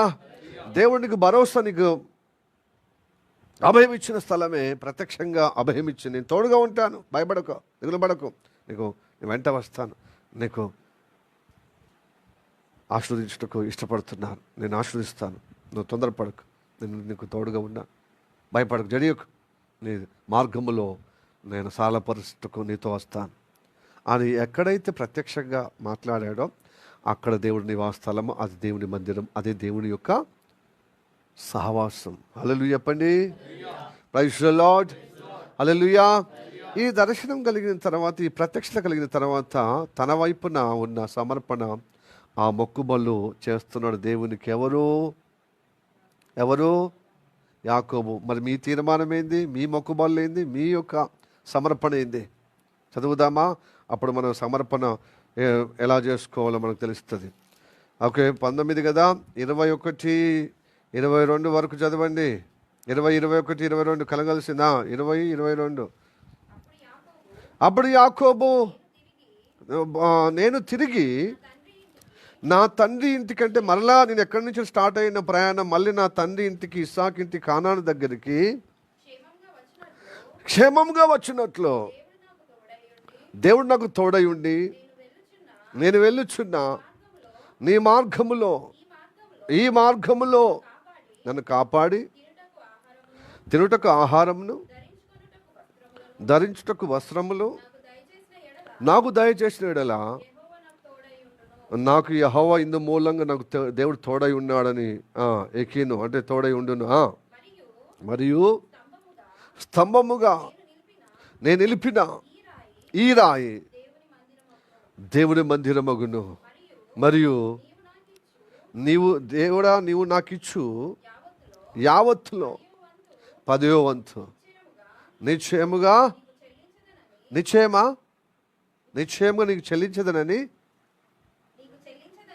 నీకు చెల్లించదనని మొక్కుకొనెను. ఎలాగా మీ మొక్కులు ఎలా ఉంటాయి? మీ సమర్పణ ఎలా ఉంది? అప్పుడు ధర్మశాస్త్రం ఉంది. అప్పుడు దేవుడు వాగ్దానం ఇచ్చిన కాలం అది. ఇది ధర్మశాస్త్రంలో లిఖించబడ్డది. ఈ మొక్కుబళ్ళు. హల్లెలూయా. స్వేచ్ఛగా ఉండాలి. నీ భక్తి స్వేచ్ఛగా ఉండాలండి. బలవంతం చేస్తే భక్తి కాదండి. బలవంతం అవుట్ సైడ్ నుంచి చేస్తారు. ఆ ప్రేమలో బలవంతం. మరి అంత నిన్ను విసికించే బలవంతం కాదు. నీ సమర్పణ గొప్పది, నీ అర్పణ గొప్పది, నీ తీర్మానం గొప్పది, నీ మొక్కుబలు గొప్పది, నీవు దేవుడి దగ్గర నిర్ణయించుకునేది గొప్పదండి. దేవుడికి సమయం ఇవ్వటానికి, దేవుని సహవాసము రావటానికి, తర్వాత నీకు ఇచ్చిన కొలది నీవు 10వ భాగము కూడా అది దేవుని కృప ద్వారా నీ స్వేచ్ఛార్పణది. స్వేచ్ఛగా, బలవంతంగా ఉండదు, స్వేచ్ఛగా ఉండాలి. అప్పుడు గొప్పగా దీవించబడతాం సమృద్ధిగా. ఓకే, అప్పులోడు అడిగినట్టు అది అంతే. అది అడిగేటోడికి బుద్ధి ఉండాలి, మనం ఇచ్చేటోళ్ళకి కూడా అది ఆశీర్వాదం ఉండదు. అందరి ముందట అదే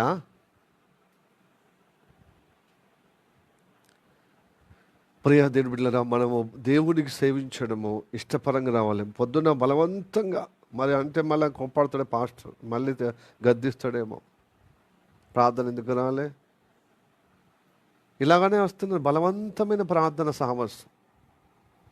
మళ్ళీ పాస్టర్ వస్తేనే అత్తామంటే పాస్టర్ లేకపోతే భక్తి లేదన్నమాట.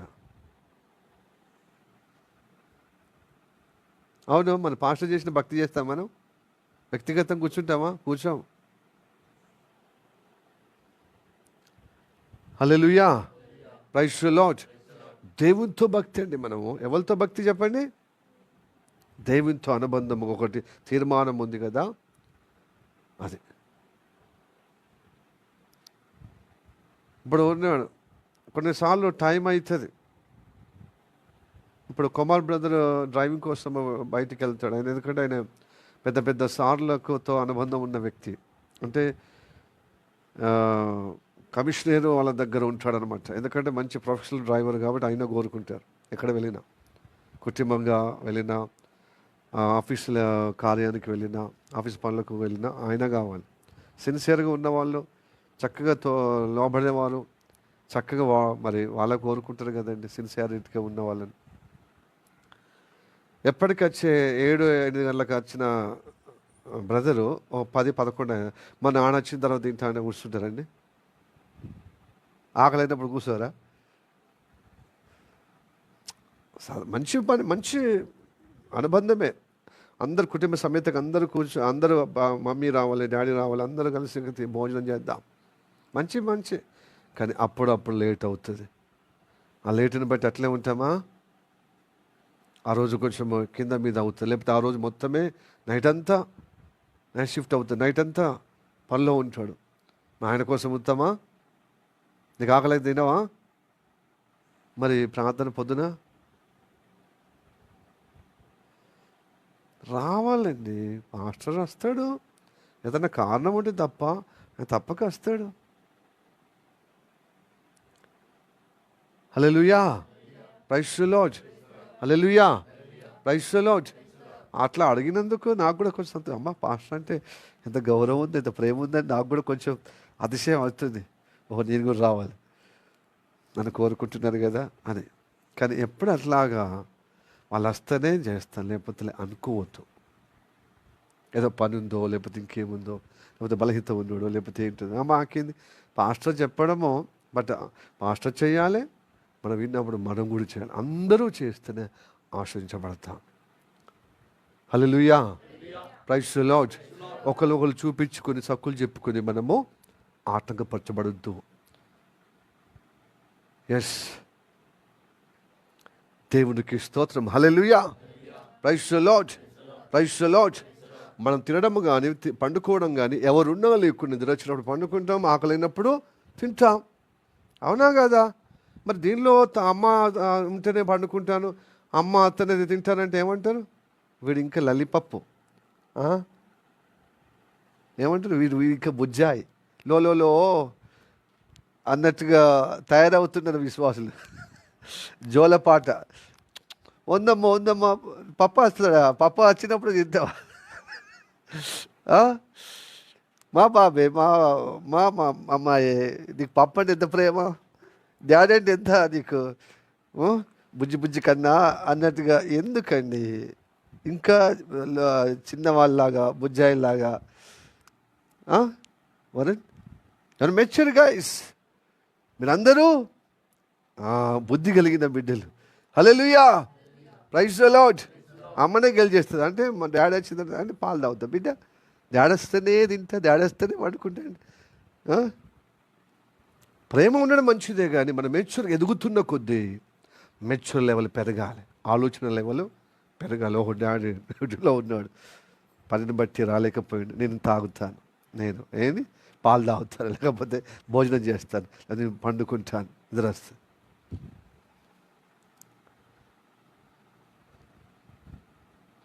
హల్లెలూయా, ప్రైజ్ ది లార్డ్. అప్పుడప్పుడు డాడీ, నేను యజమానుడు కదా, నేను చెప్పేటోని కానీ చేశాను, నాకు అన్నీ తెలుసు అనే విధానం ఉన్నా కూడా పిల్లల్ని అడిగిరంటే, అమ్మ అడిగిరా, పిల్లల కోసం అని తొందర రావాలి. నేను అక్కడిక్కడ వాళ్ళ కోసం, వాళ్ళ దగ్గర ఇక్కడ దగ్గర నేను తిని రెస్ట్ తీసుకునే కంటే నా పిల్లల దగ్గర నేను భోజనం చేసి వాళ్ళతో అనుబంధం ఉంటే ఎంత బాగుండని తండ్రికి ఎలా అనిపిస్తుంది, పాస్టర్ కూడా అలా అనిపించటానికి ఉంటుంది. హల్లెలూయా, ప్రైజ్ ది లార్డ్. నా హాస్పిటల్లాగా సోమవారం ఉన్నాడు, అరే పిల్లలు నన్ను అడుగుతున్నారంటే నేనే చెప్పేటో నేను వెనకపోతే ఎట్లుంటుంది? కాబట్టి నేను తప్పక వెళ్ళాలి, అటెండ్ కావాలి. ఇట్లా ఒకరికొకరు మనము ప్రోత్సాహకరంగా ఎంకరేజ్కరంగా సాగిపోలే. కానీ ఎవరు వచ్చినా రాకున్నా సావాసం ఆగిపోవద్దు. హల్లెలూయా. నా యవన బిడ్డలకు చేతులెత్తి మనస్ఫూర్తిగా ఆస్వాదించాలని కోరిక. ఎందుకంటే పాస్టరే అని మీరు ముందు పడాలి. ఎదుగుతున్న కొద్దీ తండ్రికి ఆసరగా కుటుంబానికి ఉండాలి, సహవాసానికి కూడా ఉండాలి. దేవుని బిడ్డలారా, ఇది ఆశీర్వాదం కదా. దాన్ని బట్టి ఎదిగేదాల మీరు ఎదుగుతున్న లెక్క మీ గౌరవం పెరుగుతుంది, మీకు బాధ్యత పెరిగిన కొద్దీ మీకు విలువ పెరుగుతుంది, మీకు ఇంకా ఆశీర్వాదకరమైన మరి గొప్ప ఉన్నతమైన మహిమలో నిలబడే అనుగ్రహము దేవుడు మీకు అనుగ్రహిస్తాడు. ఇంతకు యాకోబు మొక్కున్నాడు కదా, మనం కూడా అలా మొక్కుబళ్ళు చేద్దాం, తీర్మానం చేసుకుందాం. అలాగనే దశభాగం అడిగేది కదా, మనకి స్వతంత్రంగా స్వేచ్ఛగా ఇవ్వాలి. దానికంటే ఎక్కువ కొత్త నిబంధన, దానికంటే అసలు బాలశిక్ష అన్నమాట. దశభాగం అనేది బాలశిక్ష. ఇంకా గ్రాడ్యుయేషన్ ఇంకా ఎక్కడుంది అట్లా. కాబట్టి మనం ఏం చేయాలి? ఎదిగిన కొద్ది ఫస్ట్ పాస్ కావాలి. కాబట్టి ఎదిగిన కొంచెం కొత్తలో 100కు 35 మార్కులు ఏదో అట్లాగా మొత్తం బయటపడాలి. కానీ చదివిన బుద్ధి వచ్చిన కొద్ది చదవడంలో ప్రయాసం ఎక్కువ ఉండాలి. ఎందుకంటే మీరు డిస్ట్రిక్షన్ పాస్ కావాలి అంటే గొప్పగా ఉన్నతగా ఉండాలి, అట్లాంటి సమృద్ధిగా ఉండాలి మీరు. ఎందుకంటే మీరు ఇచ్చే దాంట్లోనే మీ సమయము, మీ దేహము ఖర్చు పెట్టుకుని, మీ సమయం ఖర్చు పెట్టుకుని, మీ రాబడి ఖర్చు పెట్టుకుని దేవుని కార్యము విస్తరించబడుతుంది, దేవుని రాజ్యము విస్తరించబడాలి. మన కుటుంబము విస్తరించబడాలి, మన సహవాసము విస్తరించబడాలి. కాబట్టి అలాగా తీర్మానం చేసుకోవాలి. ఇప్పుడు ఇంకో శ్రేష్టమైన విషయం, 16 నుండి ఇప్పుడు వచ్చి మళ్ళీ తిరిగి దేవుడు ఆయనకు ప్రత్యక్షమవుతూ ఆశీర్వదించాడు కదా. ఇప్పుడున్న ఆశీర్వాదం వేరు. బాగా గుర్తుపెట్టుకోండి. ఇప్పటిదాకా భౌతికంగా ఆశీర్వదించబడ్డాడు. మొట్టమొదటిగా దేవుడు దర్శించినప్పుడు, ఇప్పుడు రెండవసారి తిరిగి దర్శిస్తున్నాడే. చాలాసార్లు దర్శించాడు, మళ్ళీ అదే ప్లేస్లో దర్శిస్తున్నాడు. బేతేల్, ఎక్కడైతే బేతేల్ దగ్గర కనబడ్డాడో అదే బేతేల్ దగ్గరికి వచ్చాడు. 16 నుండి తిరిగి వచ్చినప్పుడు తిరిగి మళ్ళీ దేవుడు ప్రత్యక్షమై అతన్ని ఆశీర్వదించాడు. ఏమో తెలుసా? యాకోబు, నువ్వు మోసగాడివయ్యా, నీ మోసకరమైన జీవితము తొలగించబడి, ఇదిగో యాకోబు తొలగించబడి నేను ఇజ్రాయేలుగా నేను ఆశీర్వదిస్తా అన్నాడు. హల్లెలూయా. యాకో పేరు అతని స్వభావం కనపడుతుంది. స్వభావం దేవుడు ఎప్పుడు కానీ స్వభావాన్ని ప్రతిబింబించే పేరుగా భక్తుల ద్వారా భక్తులకు పెట్టేవాడు.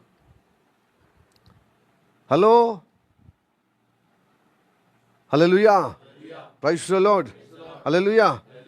ఎస్, మన పేరు మాణిక్యం అని పెడతాం. మాణిక్యం అవుతాడు అంటే, మాణిక్యం అంటే ఏంటిది కదా సిస్టర్? అంతా బంగారమే, బంగారం కదా మాణిక్యం అంటే బంగారం అయిపోయిన వస్తాడు. పేరు పెట్టుకోవడం అంటే అంత ఘనంగా అంత బంగారంలాగా శ్రేష్టంగా ఉండాలనే కదా పేరు పెట్టారు. యాకోబు పేరు ఫస్ట్ తన సహోదరుడి మడమని పట్టుకునే అర్థం వచ్చే పేరు. తన సహోదరుడిని మడమ పట్టుకునే పేరు అన్నమాట. తర్వాత లేక మోసగాడు, ఆ రెండింటికి లింక్ ఉందన్నమాట. అయితే యాకోబు జన్మించిన సమయంలో చాలా రోజుల నుంచి రిబిక కదా, రిబికకు చాలా రోజులు వాళ్ళకి సంతానం కలగలే. 40 ఏట పెళ్ళయింది. 20 సంవత్సరాల వరకు పిల్ల జల లేరు ఇస్సాకు ఫ్యామిలీలో. ప్రార్థన చేయంగా మొక్కుబళ్ళు తీర్చుకోగా దేవుడు ఫలం ఇచ్చాడు. ఫలము ఇచ్చాడు. ఇచ్చినప్పుడు సంతోషమైంది. ఈ సంతోషము కాన్పు వరకు కాకుండానే ఆ సంతోషం విరిగిపోయి దుఃఖం వచ్చిందనమాట రిబకమ్మకు. ఎందుకంటే కడుపు నొప్పి, కడుపుబాయి సంతానము కోరుకున్న దేవుడు ఇచ్చింది. ఇప్పుడు కడుపు నొప్పి, ఆ కడుపు నొప్పి నేను ఏగలేనయ్యా, చచ్చిపోతే బాగుండు అని చెప్పి ప్రార్థన చేసిందనమాట. అప్పుడు అన్నాడు దేవుడు, రిబకా తొందరపడకు, ఆ కడుపులో ఉన్నవారు 2 కవల పిల్లలు, ఒక్కరు కాదు. కాబట్టి కడుపు నొప్పి ఎక్కువ అవుతుంది. అంటే 2 జనాంగములు, 2 జాతులు కలిగిన కుమారులు వస్తున్నారు. 2 జాతులు, 2 కుమారులు. 2 nations will coming from your womb. నీ కడుపులో 2 ఉన్నారు. ఆ ఇద్దరు జాతులు అన్నమాట, నేషన్స్గా. వాళ్ళ కడుపు నుంచే వాళ్ళు ఏం కొట్టుకుంటున్నారు, నువ్వా నేనని. పెద్దోడు చిన్నోడిని పెద్దోడు లోపల ఏం చేస్తున్నారు, కలవడుతున్నారు, పెనుకులాడుతున్నారు. కాబట్టి నీకు అవస్థ అవుతుంది. నీకు తోడై ఉంటాను, ఏమి తొందరపడకు. వాళ్ళిద్దరినీ మంచిగా నువ్వు ప్రసవిస్తావు. వారికి ఇదిగో పెద్దోని పేరేమో ఎర్రని వాడు, లేకపోతే రోమం కలిగిన వాడుగా ఉంటాడు. అతని పేరు ఏదోమ్, అంటే ఏషవ్ అని పేరు పెట్టు. ఏషవ్ అంటే ఏదోమ్ అంటే ఎర్రని వాడు, రోమం కలిగిన వాడు అన్నమాట. ఆ చిన్నోని పేరు యాకోబు. ఎందుకంటే అన్న తన సహోదరుడి మడవని పట్టుకున్నాడు. నేనే బయటకు ముందుగల పోసా, నేనే నేను జ్యేష్ఠత్వంలో పుట్టాలి అని కడుపు నుంచే యుద్ధం చేస్తున్నాడు, పోరాటం చేస్తున్నాడు. ఎవరు? యాకోబు. తన సహోదరుడి మడవ పట్టుకున్నాడు అనమాట. అందుకోసం ఈ పెనుగులాటకు నీ కడుపు నొప్పి కారణమవుతుంది అని చెప్పి ఆమెను ఉపశమనం కలగజేసి 12 కుమారులను దేవుడు అనుగ్రహించాడు. అయితే కడుపు నుంచి దేవుడు చూస్తున్నాడు. ఉద్దేశం మంచిదే యాకోబుది, కానీ యాకోబు ప్రవర్తన తత్వం ఏంటిది? అది మోసం లెక్కలు. అంటే తన జ్యేష్ఠత్వము తన అన్నకు కాదు, అది నాకు రావాలని కడుపు నుంచే అన్న మడవ పట్టుకుంటు కదా. మడవ అంటే ఏంటిది? కాలు పట్టుకుంటే కదా వెనకాల ఆవట్టి అనుకుంటే మడమే పట్టుంటుంది కదా. మనం కబడ్డీ ఆడుతున్నప్పుడు ఎక్కువ శాతము మడవ పట్టుకుంటారు కదా. కబడ్డీ తెలుసా? అభినయ్ తెలుసా? వరుణ్ ఆడిరా ఎప్పుడని? నేను కబడ్డీ ప్లేయర్, ఎక్స్ట్రా ప్లేయర్ నన్ను పెట్టుకున్నారు ఎప్పుడు హై స్కూల్లో ఉన్నప్పుడు. ఎవడన్నా గాయమైతే అలా సబ్స్టిట్యూట్గా నన్ను పంపించడానికి, కానీ అవకాశం లేకుండా నాకు ప్రైజ్ వచ్చేసింది. జస్ట్ చూసి ఎంజాయ్, ఎందుకంటే నాకు కూడా భయమే. అంటే ఆట ఆడడం మంచిదే, ఇంత ఆట ఆడేటప్పుడు మొఖాలు కొట్టకపోతే మరి అప్పుడు గ్రీన్ ప్యాచ్ లేకుండే కదా, గ్రౌండే కదా. బట్ లోపల ఆడాలని ఉండేది, కానీ ఆడితే రంగులో దిగుతే తప్పక ఎక్కడో ఒక ఆడ మోచేతులకు మోకాళ్ళకు దెబ్బలు. అప్పటికే సైకిల్ దొక్కేటప్పుడు కానీ, క్రికెట్ ఆడేటప్పుడు కానీ, ఫుట్బాల్ ఆడేటప్పుడు చిన్నప్పుడు చాలా ఆడేవాడిని. ఇలా బక్కగా ఉండేవాడిని, అభినయలాగా. ఇప్పుడు ఆట లేదు, ముచ్చట లేదు. ఎంత తింటున్నారు, ఆ క్యాలరీస్ అట్లనే ఉంటాయి. చదువు దగ్గరనే కూర్చుంటున్నారు అంతే. మైండ్కే పదన పెడుతున్నారు కానీ శరీరానికి ఏమీ లేదు. ఎందుకంటే ఆట ప్లే గ్రౌండ్ లేదు. మేము చిన్నప్పుడైతే అంతటా పొలాలు మాయే గ్రౌండ్. స్కూల్లో మిషనరీ స్కూల్ కాబట్టి చాలా గ్రౌండ్ ఉంటుంది. ఇప్పుడు అంతా కమర్షియల్ స్కూల్స్, కమర్షియల్ కాలేజ్, ఏ గ్రౌండ్ లేదు, ఏం లేదు. పోటీతత్వమే, పైసలు ఎక్కువ తక్కువ గుంజడము, రుబ్బడు. ఆటలు ఆడే విధంగా ఫిజికల్ ఎక్సర్సైజ్ కూడా ఉండాలండి. మైండ్ ఫ్రెష్ ఉంటుంది. ప్లస్ చదువు. సరే, నాకు మొట్టమొదటి కప్పది పాస్టర్ మీద తిరగ. నువ్వు 8th క్లాసుల్లో, నువ్వు 7th క్లాసులో, 8th క్లాసులో నువ్వు సాధించిన అబ్బాయి అయితే ఎల్కేజీలోనే పథకం సాధించిన చూస్తుంది. అందరూ ఒక తీరు ఉంటారా చెప్పండి? కదా కామన్ బ్రదర్, అందరూ ఒక తీరు ఉంటారా? Praise Lord, hallelujah. Praise the Lord, hallelujah. ఒకటి సంతోషము, జాయ్ కానీ స్మైలీ షైనీ కానీ సాధించినట్టు పథకాలు గప్స్ నేను సాధించలేదు. నేను ఒకటి రెండే ఇంత అతిశయంగా చెప్తున్నాను. వాళ్ళ ఒకటి కంటే ఇప్పుడు స్మైల్ కూడా నేను అందుకోలేను. నాకు దాదాపు ఇప్పుడు 5 6 ఉన్నాయి పథకాలు ప్లస్ ప్రైజెస్. సో దాన్ని బట్టి నాకు కొంచెం సంతోషం. మీకు కూడా ఉండొచ్చు. దేవునికి స్తోత్రం. Hallelujah, praise the lord. ఈ ముగ్గురితో పోలిస్తే షైన్కి చాలా వచ్చింది. సో స్పోర్ట్స్ కొంచెం తగ్గించి మీద కాంపిటీషన్ అంటే నీ కెరీర్ మీద ఉంటే అట్లా అయిపోయింది. కాంపిటీషన్లో ఉంటుంది, అలాగనే స్పోర్ట్స్లో ఉంటుంది. సంతోషం. ఇలాగ నాకు కూడా ఎందుకంటే సంఘ బిడ్డలను అట్లనే ప్రోత్సహిస్తున్నాను, నా కన్న బిడ్డలను కూడా అట్లనే ప్రోత్సహిస్తున్నాం. అన్నిట్లో పార్టిసిపేట్ కావాలండి, అన్నిట్లో అభిరుచి ఉండాలి. హల్లెలూయా. నేను చిన్నప్పుడు చాలా డ్రాయింగ్ చేసేవాడిని. కానీ నా డ్రాయింగ్ చూస్తే వీళ్ళ డ్రాయింగ్ చూస్తే అబ్బా నా డ్రాయింగ్ వీళ్ళకి వచ్చిందని అధిక సంతోషమే, కానీ చాలా ఓపిక కావాలి డ్రాయింగ్ చేస్తే. సో వీళ్ళకి నాకంటే ఎక్కువ వచ్చేసింది. సో వీళ్ళని చూస్తే నాకు అసూయ. ఇక్కడ అప్పుడు స్కెచ్ ఎవరైనా కొనిస్తారో అనే విధంగా, ఎందుకంటే తల్లిదండ్రులు నీకు చదువు లేదు కానీ చదువులోనే ముఖ్య చదవమనేదే ఉండేది. ఈ స్కెచ్ పెన్లు కొనియడము, లేకపోతే అప్పుడు క్రయాన్స్ ఇంకా అప్పుడప్పుడే వస్తున్నాయి. తర్వాత వాటర్ కలర్స్, అవి నేనే బుద్ధి అయితే ఎట్లా అనేది కొంచెం కొంచెం పైసలు జమ చేసుకుని చేసే, కానీ ఎవరు అప్పుడు ప్రోత్సహించేది కాదు. కానీ హై స్కూల్లో నా డ్రాయింగ్స్ నోటీస్ బోర్డులో పెట్టేవారు. సో అట్లాగా కొంచెం అందరి దృష్టి ఉన్నప్పుడు కొంచెం కొంచెం ప్రోత్సహించారు. ఇంట్లో కూడా అమ్మ కూడా. ఎంతైనా కానీ అప్పటికి ఇప్పటికి ఊకే చదువు ఎక్స్ట్రా క్యారిక్యులము ఉంటే ఎవరు ప్రోత్సహించారండి. చదువు చదువు చదువు చదువు అని బాధించేవారు కదా. మనకు అదే కాన్సెప్ట్ కదా. కానీ we need to change the concept. ఇక్కడ చదువుతో పాటు అడిషనల్ కూడా ఎక్స్ట్రా క్యారిక్యులం ఉండాలి. కాదంటావు అవునంటావా వరన్? అవును. ఇక నువ్వు కాదంటావు అవునంటావు అంటే మళ్ళీ నువ్వు కాదంటే మళ్ళీ ఇంకోటి పెంచావా? ఇప్పటికీ ఇంత సమయం అయింది, కూర్చోలేక చచ్చిపోతుంది. మంచిగా నువ్వు ఏం చక్క కదలకుండా మెదలకుండా కుర్చీలో కూర్చుండు. నేను ఏం పోయింది పాస్టర్, కింద కూర్చొని మీరే కదా. Hallelujah, praise the Lord, praise the lord, hallelujah. అయితే మనం ఇంతకు ఎక్కడున్నాం? మనం యాకోబు మనమే పట్టుకున్నాడని ఇప్పుడు నేనే గుర్తుపెట్టుకోవాలి. ఎక్కడికో కూడా తీసుకపోతే కాడగలుపుతావు, కథ మళ్ళీ ఎక్కడున్నా అని చెప్తావు. ఎందుకు తీసుకుపోవడం, మళ్ళీ ఎందుకు కాడగలపడము, మళ్ళీ ఎక్కడున్నామని తెలుసు. అంటే కాన్సన్ట్రేషన్ ఎలా ఉన్నది మీది? మనమే ఎప్పుడు ఎక్కడ పట్టుకుంటాం అంటే కబడ్డీ ఆడే కాడకి వచ్చి ఇటు వచ్చిందన్నమాట. Praise the lord, hallelujah. So నువ్వు అంటే ఎందుకు గుంజుతారంటే ఓడించటానికి గుడుస్తున్నాం. మేమే ఫస్ట్ రావాలి. ఎందుకు కాలు పట్టుకుంటున్నాం, ఎందుకు మనం పట్టుకుంటున్నాం? నేనే ముందు ఉండాలి. ఆ కడుపు నుంచేలే ఉన్నదన్నమాట పోరాటం, ఆరాటం. ఎవరికి? ఆ తప్పడ చూశాడు దేవుడు.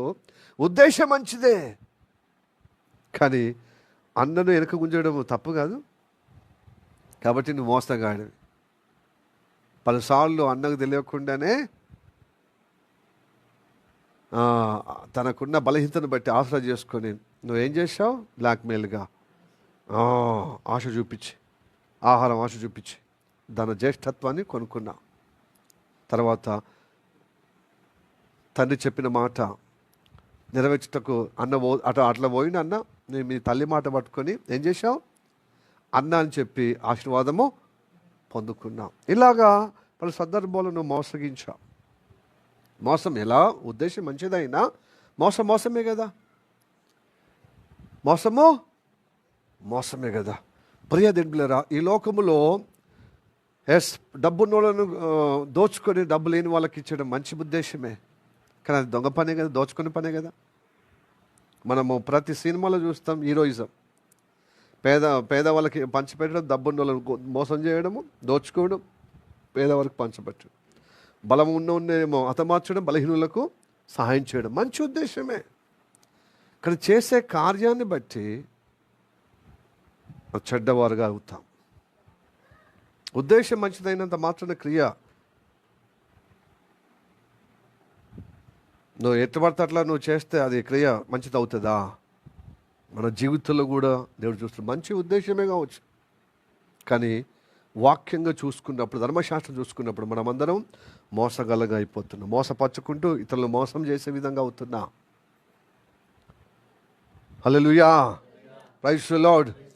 మళ్ళీ అసూయపడి ఆకాంక్షిస్తున్నా మన అర్హతకు మించిన, నాకు అర్హత మించిన విధంగా ఏమంటుంది తెలుసా, నేనే దీవించబడాలి, నేనే ప్రథమ స్థానంలో ఉండాలి, నేనే మొదటి స్థానంలో ఉండాలని ఎదుటి వ్యక్తిని మనము ఏం చేస్తున్నాం, మనం పట్టుకొని మనకు గుంచి ఆ ప్లేస్లో నేను ఉండాలి. వారి ఆశీర్వాదంలో, వారి ఆధిక్యతలో, వారి ప్రథమ స్థానంలో, వారున్న విజయాల్లో, వారికున్న శ్రేష్టంలో, వారికున్న సౌలతులో, వారికున్న సౌకర్యంలో నేనే ఉండాలి, వాళ్ళని గుంజేస్తాం. అందుకోసమే కదా మానవులు అందరూ అదే. ఇప్పుడు దుష్టుడు సాతాను, ఎందుకు సాతానుగా లూసిఫర్గా ఉన్న దేవదూత, ప్రధాన దేవదూతలకెల్లా మొదటి దేవదూత లూసిఫరు. ఎందుకు దేవుడు యేసయ్య మీద అసూయ అంటే, యేసయ్య ప్లేస్లో నేను ఉండాలి, యేసయ్య ప్లేస్లో నేనే ఉండాలి, విశ్వగురువుగా, రక్షకుడిగా, ప్రథమ స్థానంలో నేనే ఉండాలి, మొదటివాడిగా అని చెప్పే కదా ఇది అంతా నడుస్తుంది లోకమంతా. కానీ అలాగా సాధ్యమవుతుందా? వీడు సృష్టింపబడ్డాడు, ఆయన ఏమో సృష్టికర్తలో ఒక భాగం. ఆయన సృష్టికర్త అయిన తండ్రి యొక్క స్వరము కదా, తండ్రిలో ఒక భాగము. ఆయనతో పోల్చుకోవడమే సాధ్యం కాదు కదా, ఆయన స్థలంలో ఉండడం సాధ్యం కదా. అట్లాగా దేవుని మీద ద్వేషం పెంచుకొని దైవ విరోధిగా మారిపోయాడు. ఎట్లా కాదో అని చెప్పి దేవునితో ఆలోచన, నువ్వు సృష్టికర్తవే, నువ్వు పుట్టిస్తేనే పుట్టాను, నువ్వు పరిశుద్ధుడవే, కానీ నీలో ప్రేమ లేదు, ఆయన మీద ఒక ప్రేమ, నా మీద ఒక ప్రేమ, అట్లా వచ్చిందనమాట వేరు బంధం.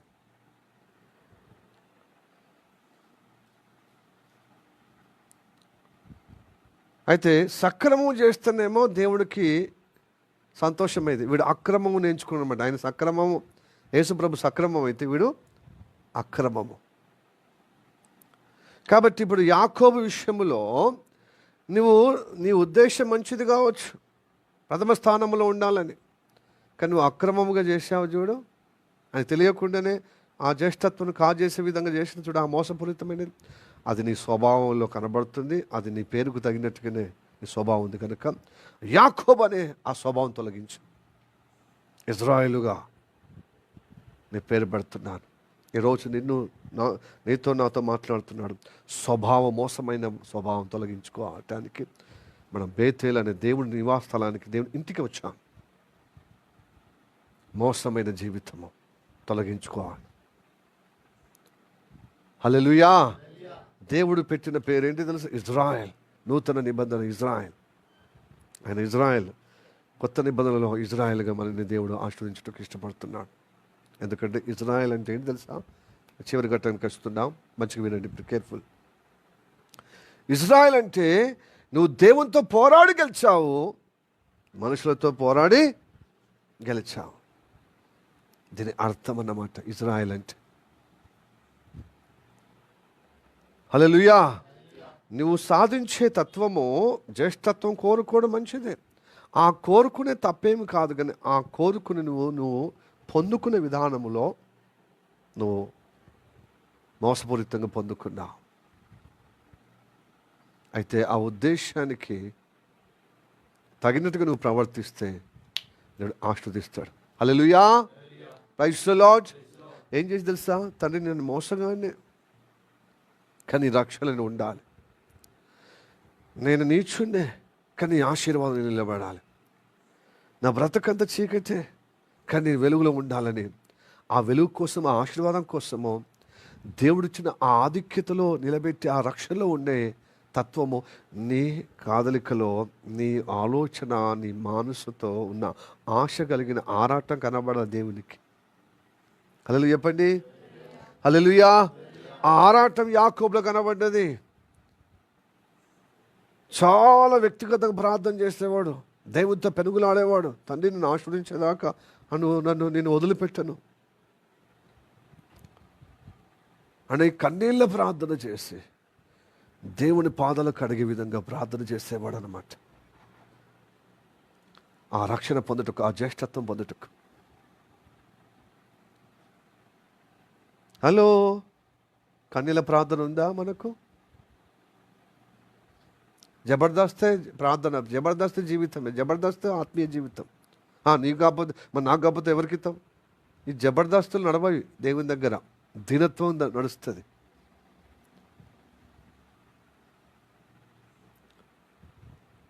హల్లెలూయా, ప్రైజ్ ది లార్డ్. దేవుడు తన కన్నీళ్ళ ప్రార్థన చూశాడు, తన దీనత్వం చూశాడు, ఆయన గోజాడుతనం చూశాడు. ఇతడు నిజంగా ఇతడికి రావాల్సిందే ఆ రక్షణ, ఆ జ్యేష్ఠత్వం. పెద్దోడికి జ్యేష్ఠత్వం ఉండదు, కానీ జ్యేష్ఠత్వం యొక్క విలువ కలిగిన ప్రవర్తన లేదు, మాట. ఏమైనా తిండికి ముడిపెట్టేవాడు, సౌలతికి ముడిపెట్టేవాడు, అది ఉంటేంది ఉండకపోతేంది అని అనేక సార్లు పలుమార్లు నోరు జారాడు. ఆ రక్షణ గొప్ప విలువను, గొప్ప భాగ్యంగా ఎంచలేదు, మాటల్లో ఎంచలేదు, అనుభవంలోనే లేదు. కాబట్టి మాటలు ఎలా వస్తుందండి? అది ఉంటేంది ఉండకపోతే మాట. జారుతుడే జారుడు. ఆయనకు అసౌకర్యం వచ్చినప్పుడు, ఆయనకు తిండి లేమి కలిగినప్పుడు, సౌకర్యము ఇబ్బంది కలిగినప్పుడు, చాలా ఇబ్బంది పరిస్థితుల్లో అసలు జ్యేష్ఠత్వం అంటే రక్షణ ఉంటేనే ఉండకపోతే, దానివల్ల ఏమన్నా నాకు సౌలత్ ఉందా, నాకు విజయం ఉందా, నాకు కడుపు మిడుతుందా, నాకు తిండి నోటికి వస్తుందా, నాకు సౌలత్ ఉందా, నాకు ఇల్లు కట్టానా, నాకు స్థలం ఉందా, నాకు జాబ్ వచ్చిందా, నేను జాబ్ చేస్తే నాకు పైసలు బరకతిగా ఊటగా ఉందా, సమృద్ధిగా ఉన్నానా? ఈ రక్షణ అసలు పొందుకుంటేంది, పొందకపోతుంది. ఇంకా మంచిగా రక్షణ లేని వాళ్ళు ఎంత మంచిగా ఉన్నారు అని లోకంతో పోల్చుకొని ఈ రక్షణను తూలలాడే విధంగా ప్రవర్తించడం, మాట్లాడడము, వానికంటే నాకు కావాలి కానీ అది పొందుకునే నా వల్ల కాలేదయ్యా, అది మోసమో సక్రమమో అక్రమమో, కానీ అది అయితే నాకు కావాలని కోరిక, ఆ అత్యాశను బట్టి, ఆ ఆకాంక్షను బట్టి నేను అలా చేయవలసి వచ్చింది. కానీ నాకు రక్షణ కావాలి, నాకు జ్యేష్ఠత్వం కావాలి, నీ కొరకే నేను జీవించాలి అని పరితపన కలిగి గోజాడిని చూడు. అది దేవుని యొక్క మనసు కలిగింది. నా మనసు గెలుచుకున్నావురా? నన్ను పోరాడి దేవునికి పోరాడడం మనకు సాధ్యమవుతుంది.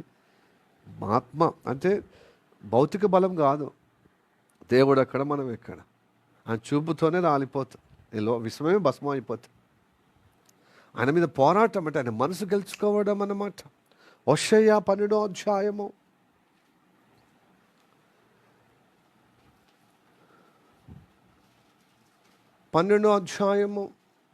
3-4 వచనాలు చదవండి.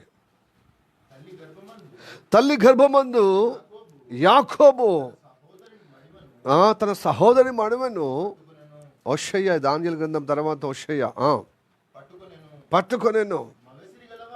మగసిరి గలవాడై అతడు దేవుడితో పోరాడాను. అతడు దూతతో పోరాడి జయం పొందెను. అతడు కన్నీరు విడిచి అతన్ని బతిమాలెను. బేతేలులో ఆయన అతనికి ప్రత్యక్షమాయెను. అక్కడ ఆయన అక్కడి నుంచి దేవుడు మనతో మాట్లాడుతున్నాడు. ఇప్పుడు ఇక్కడి నుంచి దేవుడు మనతో మాట్లాడుతున్నాడు. అదే అనుభవంలో మాట్లాడుతున్నాడు. అదే స్థలము, దేవుడు నివసించే స్థలము, దేవుడు ఇంట్లో, దేవుడు మందిరములో అనగా బేతెలే స్థలములో మాట్లాడుతున్నాడు. ఈరోజు కూడా మనతో మాట్లాడుతున్నాడు. కన్నీళ్ళ ప్రార్థన, కరుగుతాడు. యథార్థమైన ప్రార్థన, కన్నీళ్ళ ప్రార్థన. నీ జ్యేష్ఠత్వం కోసం, నీ రక్షణ కోసము, నేను నిత్య జీవానికి నిలబడాలి. కానీ ఈ ప్రార్థన డబ్బు కోసము ప్రార్థన చేసే అలవాటు అయిపోయింది.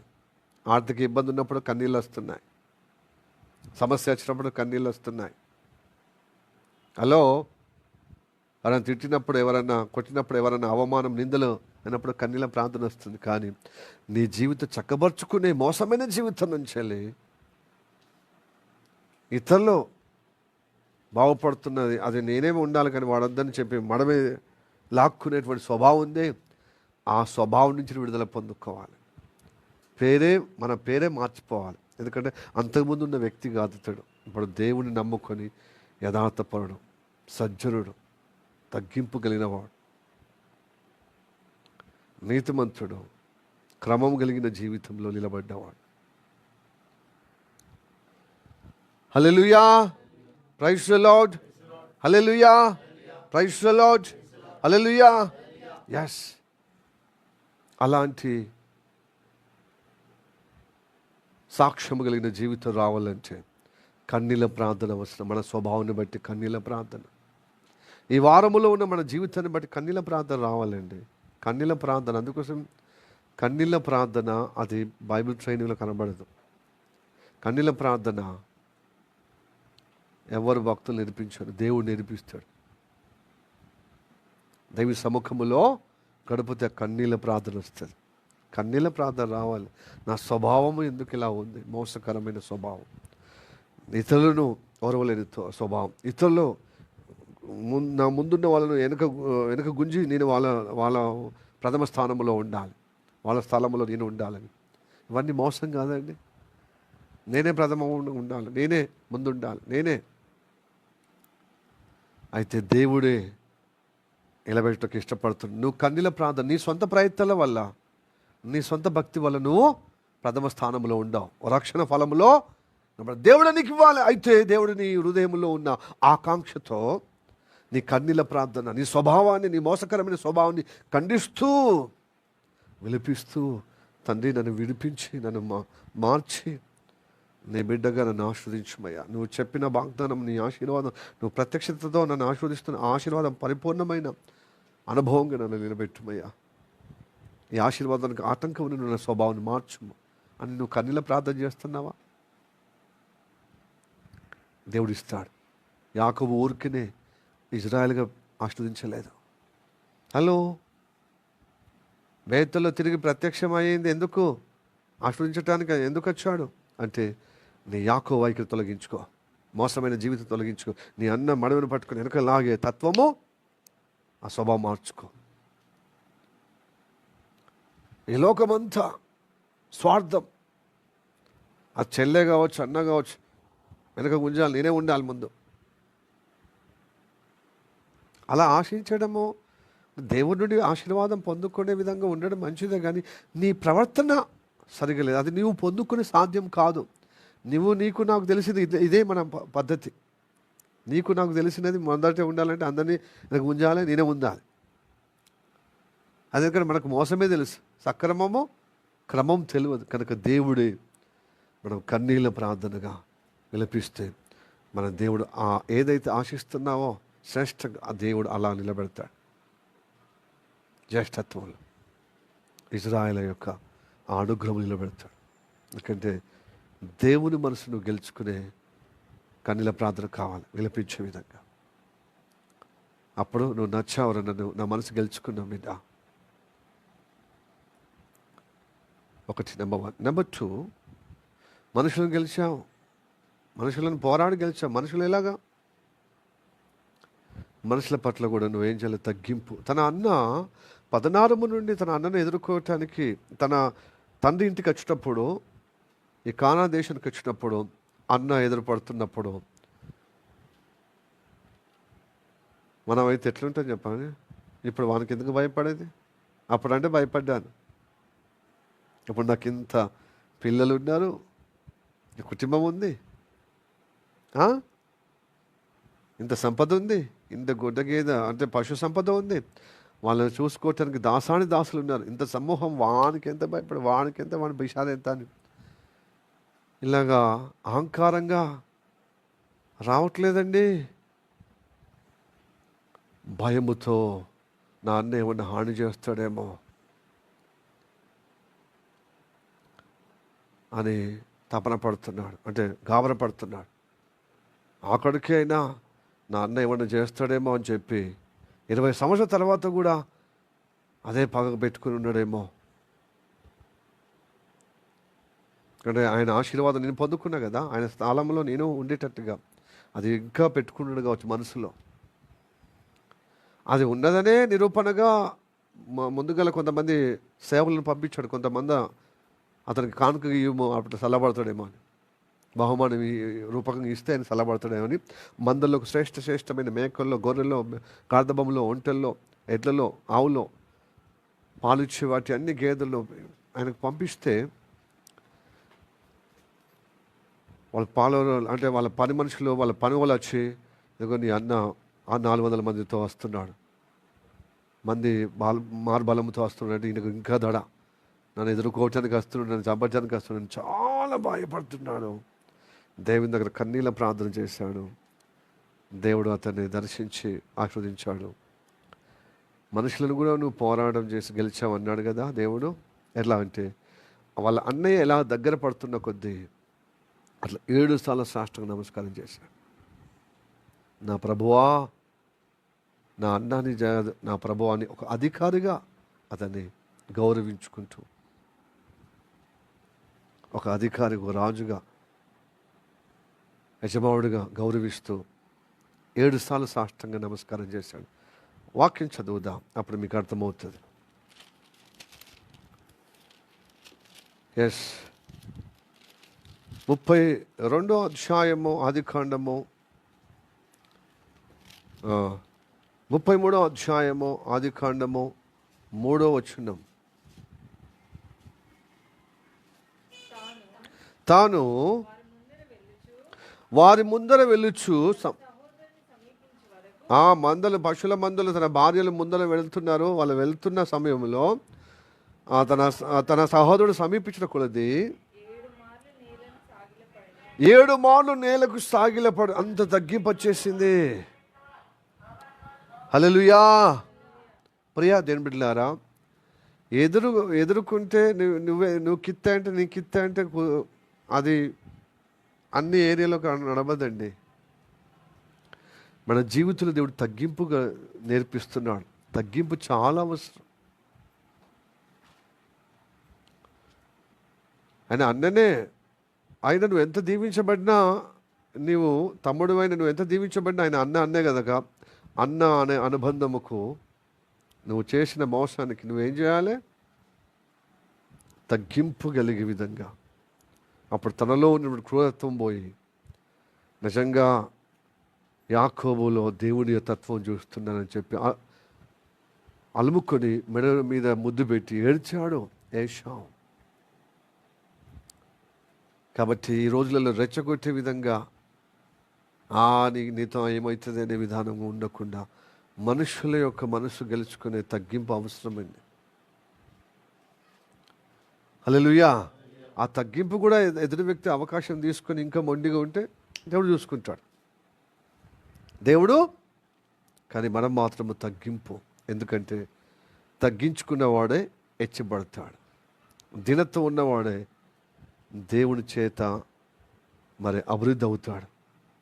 దేవుడు సహాయం చేస్తాడు. దేవుడు ఆశ్రయంగా ఉంటారు వాళ్ళకు. హల్లెలూయా.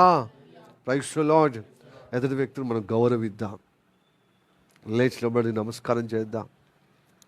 మనం ప్రైజ్ లార్డ్ చెప్దాం. మనం తగ్గించుకునేది ఏమైందండి? పొందుకునేదే ఉంటుంది.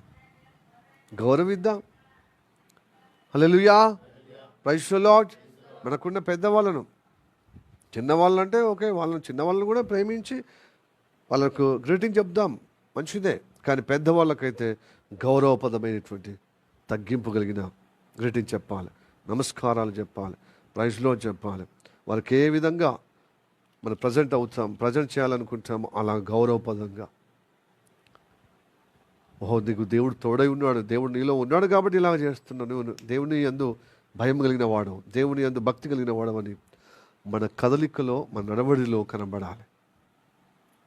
అప్పుడు దేవుని మనసును జయించిన వారు ఎలా అవుతాం? మనుషుల యొక్క మనసును కూడా జయించిన వారు అవుతాం. అందుకోసమే దేవునితో పోరాడి గెలిచితివి, మనుషులతో పోరాడి, ఇదే అన్నమాట పోరాటం. Hallelujah. Praise the lord. Hallelujah. Praise the Lord. Yes, మనకు కూడా అనిపిస్తుంది, అబ్బా కనబడితే ఇట్లా చేయాలంటే పెద్దోడైతేంది, ఆయన ఆ స్థాయి అయితేంది, ఈ స్థాయి అయితేంది, ఈ పొజిషన్ అయితేంది, ఆ పొజిషన్ అయితేంది, నాకైతే ఇట్లా చేస్తాడా నా పట్ల అనిపిస్తుంది.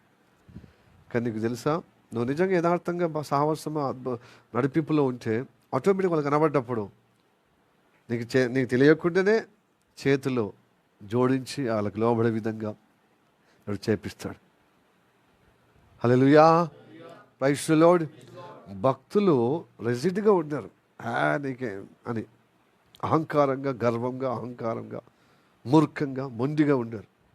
లోబడే విధంగా ఆటోమేటిక్గా తెలియకు. అయితే నటించడం వేరు, యథార్థత వేరండోయ్. నటించే వాళ్ళని అస్సలుగా ఒప్పుకోడు దేవుడు. అది వేషధారమైన జీవితం అంటాడు, అసహించుకుంటాడు దేవుడు. హిపోక్రసీ వాళ్ళను ఇష్టపడడా? హలో, అలాంటి వాళ్ళు దేవునికి దూషణ కారకులు అవుతారు. కానీ దేవుని మహిమపరిచే వాళ్ళు ఎలా యథార్థంగా తగ్గింపు కావాలి. హల్లెలూయా, ప్రైజ్ ది లార్డ్, హల్లెలూయా. అందుకు నువ్వు మోసకరమైన జీవితం తొలగించి అనేకులకు దేవునికి మహిమార్థంగా, అనేకులకు దీవెనకరంగా అనే ఆశీర్వాదం ఇచ్చుటకు, ఆ ఆశీర్వాద రూపమే ఇజ్రాయెల్. హల్లెలూయా. యోహాను సువార్తలో 2వ అధ్యాయం, మొదటి యోహాను సువార్తలో ఒకటి ఉంటుంది, ఇజ్రాయెల్. ఇతడు నిజంగా ఇజ్రాయెల్ అంటాడు. ఎవరు అంటారు చెప్పండి? నతనీయులతో అంటాడు. చదవండి, మొదటి అధ్యాయము 42, 47 చదవండి. యేసు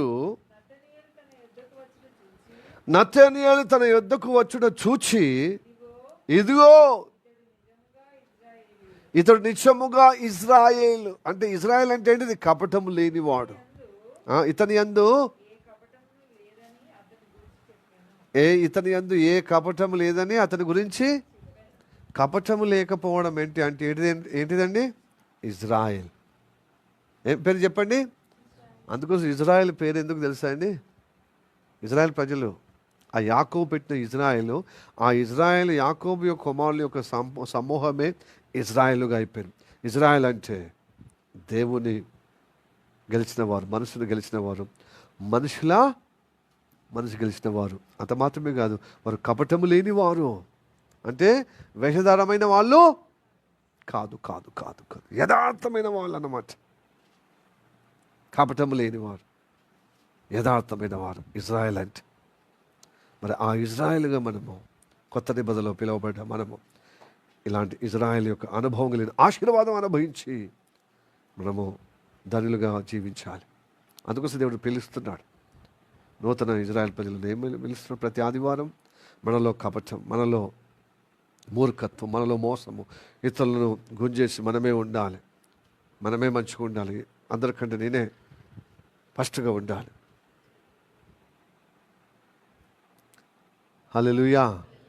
అయితే అలా ఉండడము, ప్రథమ స్థానం ఉండడం కోరుకోవడం మంచిదే, కానీ ఇతరులు లాగేసి వాళ్ళ ప్లేస్లో ఉండడం అనేది మోసమే కదండి. కాబట్టి నీ ప్రయత్నాల వల్ల మోసం ఇంకా ఘోరంగా, ఇంకా కీడులో పడిపోతాం. దేవుడు నీకు ఇవ్వాలి ఆ ప్రథమ స్థానములో, ఆ ప్రథమ ఫలములో, ఆ జ్యేష్ఠత్వంలో, ఆ రక్షణలో దేవుడు ఇస్తాడు. అయితే నువ్వు దేవుడు మనసు గెలుచుకుంటే, మనసు గెలుచుకునే విధంగా నీవు దీవిస్తే, లోబడితే, తగ్గింపు కలిగి ఉండి కన్నులతో దేవుని కనపరిస్తే దేవుడు ఇజ్రాయెల్గా ఆశీర్వదిస్తాడు. దేవునికి స్తోత్రం, హల్లెలూయా. అది ఎక్కడ? బేతేలు దగ్గర అది జరుగుతుంది. ఎలా జరుగుతుందండి చెప్పండి? అంటే దేవుడు ఇంట్లో జరుగుతుంది, దేవుడి మందిరంలో జరుగుతుంది. అంటే బేతేలు అనే స్థలాన్ని దగ్గర దేవుడు అలా ఆశీర్వదిస్తాడు. కాబట్టి ఈరోజు దైవ సన్నిధికి వచ్చిన నీవు, నీలో కపటం ఉండకుండా, వ్యతిరేకం లేకుండా మనం చూసుకునే విధంగా దేవుడు మనల్ని పిలిచాడు. మన అందరిని పిలిచేది ఎందుకు తెలుసా అండి? వ్యతిరేక స్వభావం లేకుండా, ఏ లోకరీతిగా ఉన్న మోసము, కపటము, ఇతరుల మీద ద్వేషము, పగ, కార్పణ్యాలు అది తొలగించటానికే దేవుడు నడిపిస్తున్నాడు. ఎందుకంటే లోకపోకడలో ఉన్నటువంటి లోకమంతా ఆ శరీరానికి కూడా లోకపోకడలోనే ప్రభావితం అవుతుంది. కాబట్టి వాటి యొక్క ప్రభావంలో పడిపోకుండా దేవుని కటాక్షం పొందే విధంగా, నేను మనసు గెలుచుకునే విధంగా, మనుషుల యొక్క మనసు గెలుచుకునే విధంగా ఉన్నారు. క్రైస్తవులు అంటే సాధారణమైన వాళ్ళు కాదండి. అందరికి దీవెనకరంగా ఎందుకు నిలబెడుతున్నారంటే వారి మనసు గెలుచుకునే విధంగా ఉన్నా. అందుకోసమే క్రైస్తవులు చూడండి, వీళ్ళు శాంతి కాముకులు అంటారు కదా. క్రైస్తవులు అంటే సేవ చేసే వాళ్ళే, ఇతరులకు ఆశీర్వకరంగా మేలుకరంగా ఉంటారు, కానీ కీడుగా ఉండేవాళ్ళు కాదు. అవసరమైతే ప్రాణము దారం, వాళ్ళ యేసయ్యనే ప్రాణం దారం పోసినట్టుగా వాళ్ళు ప్రాణము దారపోస్తారు. కానీ వాళ్ళ నుంచి కీడు, కపటము, మోసము, వ్యతిరేకము ఉండదు, వాళ్ళ క్షేమం. అయితే ఇప్పుడు దుష్టుడు మతంలో కొంతమంది వ్యతిరేకంగా, అందరూ కాదు, అన్ని మతంలో మంచి వాళ్ళు ఉంటారు, కానీ కొంతమంది బతుకుదిరు కోసమో ఇప్పుడే ఈ లోకం వైపే చూసుకుంటూ బ్రతికిందో లెక్క అని చెప్పి మోసంగా బ్రతికే వాళ్ళు 4 పైసల కోసమో కకృతి పడి రాజకీయం కోసమో అధికారం కోసం, చూడండి, అధికారం కోసం మోసముతో మత స్విచ్చులు పెట్టుకుంటూ మతము రేపుతూ మతోన్మాదులుగా ఉన్నవారు క్రైస్తవుల మీద అబద్ధాలు వేస్తున్నారు. అలాంటి వాళ్ళు ఇలాంటి స్వార్థ చేస్తే తప్పట, కానీ అమ్మాయిలను రేపు చేస్తే, చిన్న పసిగందులు రేపు చేస్తే తప్పులేదు. దానికోసం పోరాటం లేదు. అక్కడ దొంగతనం చేస్తున్నారు, చైన్ స్నాచింగ్ ఏమంటారు, చైన్ స్నాచింగ్ చేస్తున్నారు అని దానికోసం కాదు. వాడు చూడు అక్రమంగా బిల్డింగ్లు కట్టుకుంటున్నారు. దానిలో అసలు ఏమి పద్ధతి, గవర్నమెంట్కి విరుద్ధంగా రాంగ్ కన్స్ట్రక్షన్ జరుగుతుంది. అక్కడ స్థలాలు ఆక్రమించుకుంటున్నారు, కబ్జా చేసుకుంటున్నారు, దాని మీద పోరాటం లేదు. కల్తీ, ఇప్పుడు చూడు తినే ఆహారంలో కల్తీ జరుగుతుంది, దాని మీద పోరాటం లేదు. ఆహారం మీద జెహాద్ అని చెప్పి మతము ఘర్షణ పెట్టడానికి వాళ్ళు ఆ బన్ను తింటే, ఏంటిది ఆ బన్ను, కోవ బన్ను తింటే అట నపుస్తకులు అవుతారట, మగతనం పోతుందట. ఇది ఒకటి. నిజంగా అట్లాగా సమాజంలో చిడపురుగుల్లాగా ఇలా చేస్తే వాళ్ళ కుటుంబం నాశనం అవుతుందండి. ఏ మతంలో ఉన్నవాడైనా పని కట్టుకొని చేయడం అవసరమే లేదు. దేవుడు చూసుకుంటాడు. దేవుడు ఒక సృష్టికర్త, దేవుడు ఉన్నాడు. దేవుడికి భయం ఉంటే మత పేరుట చిచ్చు పెట్టే విధంగా రేపు ఏంటండి ఇదంతా? దీనికోసం పోరాటం లేదు. కల్తీ వస్తువులు ఎలా తయారవుతున్నాయి, అది ఏ మతముడైనా, క్రైస్తవుడైనా, ముస్లింలైనా, హిందూ అయినా, బౌద్ధుడైనా, జైన అయినా, యూదుడైనా, ఎవడైనా, నాస్తికుడైనా పట్టుకొని చర్యలు తీసుకోవాలి. చట్ట ప్రకారంగా అతను శిక్షించి ఆ కల్తీ కాకుండా చూడాలి. మానవ జాతి కల్తీ స్వభావంలో, వస్తువుల కల్తీ. ఎందుకంటే ఈ దుష్టుడు వెనకాలో దుష్టుడుండి మతములో మత ద్వేషాలు పెంచే విధంగా వెనకాల చీకటి శక్తులు ఉన్నాయి కాబట్టి, దయ్యం ఉంది కాబట్టి ఇలాంటివి చేస్తున్నారు, మారణహోమం, మత విద్వేషాలతో. కాబట్టి ఇది చెడగొట్టేది మానవ జాతిని, మానవత్వం లేకుండా మంట కలిసే విధంగా చేస్తున్న ఈ కుతంత్రములో, ఈ కపటంలో ఉండకుండా మనము దేవుని బిడ్డలుగా ఉండి సమాజానికి ఆశ్రయకరంగా, సమాజానికి ఉప్పుగా, సమాజానికి వెలుగుగా, సమాజానికి ఆశ్రయకరంగా మనము ఉన్నటకు ప్రార్థన చేద్దాం. కుటుంబానికి, సమాజానికి, సంఘానికి మనము కపటము లేని వారుగా మనము దేవుని మెప్పు పొందే కన్నీల ప్రార్థన, తగ్గింపు కలిగే జీవితము దేవుడిని పొందుకుందాం. దేవుడి ఆశీర్వాదము, యాకోబుకి ఇచ్చిన ఆశీర్వాదం మనకు అందరికీ అనుగ్రహించునుగాక. ఆమేన్. తల వచ్చి కలిసి ప్రార్థన చేద్దాం. మికిలిగా ప్రేమిస్తున్న మా పరలోకమందున్న మా తండ్రి, నీకు వందనాలు, స్తోత్రము రాజా. ఎదుగో ప్రభా, స్తోత్రము తండ్రి. ఈ పగటి కాలములో నీ వాక్యం ద్వారా మాతో మాట్లాడినందుకు వందనాలు. అవునయ్యా, ఈ లోకమంతా మోసములో అయ్యా, స్తోత్రము తండ్రి, కపటములో ఉందయ్యా, ద్వేషములో ఉందయ్యా ప్రభువా. దేవునికి విరుద్ధంగా ఉన్నటువంటి అయ్యా ఈ లోకం నుంచి మమ్మల్ని విడిపించావు, రక్షించుకున్నావు కనుక లోకరీతిగా ఉన్నటువంటి ఆ యొక్క కీడులో పడిపోకుండా, ద్వేషములో, పగలో, కార్పణ్యములో, దేవుని యందు భయభక్తులు లేనటువంటి జీవితముగా అయ్యా కపటముగా ఉండకుండా, మోసంలో ఉండకుండా మమ్మల్ని కాపాడలకే వందనాలు, మన రక్షణలకే వందనాలు. ఈ రక్షణ పొందడము గొప్ప ధన్యత తండ్రి. మోసకరమైన మా జీవితాల్లో ప్రభువా, అందరిలో ప్రభువా, లోకరీతిగా మేము ఉన్నాము తండ్రి. మేము మంచివారమని రక్షణ పొందలేము, కానీ మేము మోసగాళ్ళమే, కీడులో ఉన్నవారమే అయ్యా, భయభక్తులు లేని వారమే అయ్యా. ఇదిగో ప్రభా, వ్యతిరేకంగా ప్రవర్తించిన వారమే తండ్రి. ఇతరులను గురించి మేమే ఉండాలి, వాళ్ళ స్థలంలో మేమే శ్రేష్టంగా, మేమే ఉన్నతంగా, గొప్పగా ఉండాలని స్వార్థంగా కోరుకున్న స్వభావమయ్యా. కీడులో ఉన్నవారమే, ద్వేషంలో ఉన్నవారమే, కానీ కృపను బట్టి మనం ప్రేమించి రక్షించావు అయ్యా నీ ప్రణాళికాబద్ధంగా మేము బ్రతకాలంటే తండ్రి ఈ మోసమైన జీవితం నుంచి విడిపించమని అయ్యా యాకోబు యొక్క అయ్యా ప్రభ స్తోత్రం తన వృద్ధాంతంను యాకోబు యొక్క ప్రభ జీవిత విధానము చూపించి మా కనువిప్పు కలిగే విధంగా మాట్లాడేందుకు వందనాలు. యాకోబు ఆ మోసకరమైన జీవితం నుంచి విడిపించి ప్రభ స్తోత్రము తండ్రి ఇజ్రాయెల్గా ఎలాగా ప్రభు అతను ఆశ్రయించావో మాకు మోసకరమైన జీవితం నుంచి విడిపించి ఇజ్రాయెలుగా నీ ఆశీర్వాదముతో ప్రభు నిన్ను ఎదుగో ప్రభు నీ మనసు గెలిచే విధంగా మనుషుల మనసును ప్రభు గెలిచే విధంగా కపటము లేని వారుగా ప్రభు యథార్థవంతులుగా పరిశుద్ధంగా ఉన్నట్టు ప్రభు మనల్ని దీవించమని మనల్ని ఆశ్రయించమని ప్రార్థన చేస్తున్నాం. మోసం విడిపించుము అయ్యా, అక్రముడు తప్పించుము ప్రభు స్తోత్రము తండ్రి అయ్యా.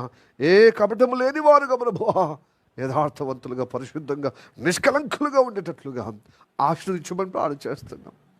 ప్రభా యాకోబు ప్రభా నేను గొప్పగా ఆస్తిపరుడయ్యాను, దాసులు అయిపోయాను, నా కుటుంబం నా పిల్లలు మంచిగా ఉన్నామని ఆడికే సరిపెట్టుకోలేదయ్యా.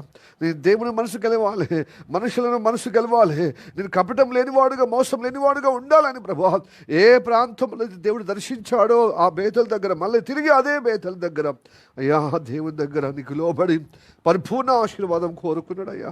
అలాంటి ఆశీర్వాదం నీ మందిరానికి వచ్చి మేము కోరుకుంటున్నాం తండ్రి. మేము ఆస్తికర్తలుగా అయ్యా ఆస్తిపాస్తులుగా ఉంటే సరిపోతుంది, మాకు జాబ్ వచ్చింది, మాకు వ్యాపారంలో మంచిగా మాకు చేతి నుండి డబ్బు, మా పిల్లలు మా కుటుంబం మంచిగానే ఉన్నాం కదా, అన్ని సౌకర్యం కలిగి అన్నిట్లో మేము మంచిగానే ఉన్నాం కదా అని ఆడి వరకే ఆగిపోలేదు యాకోబు.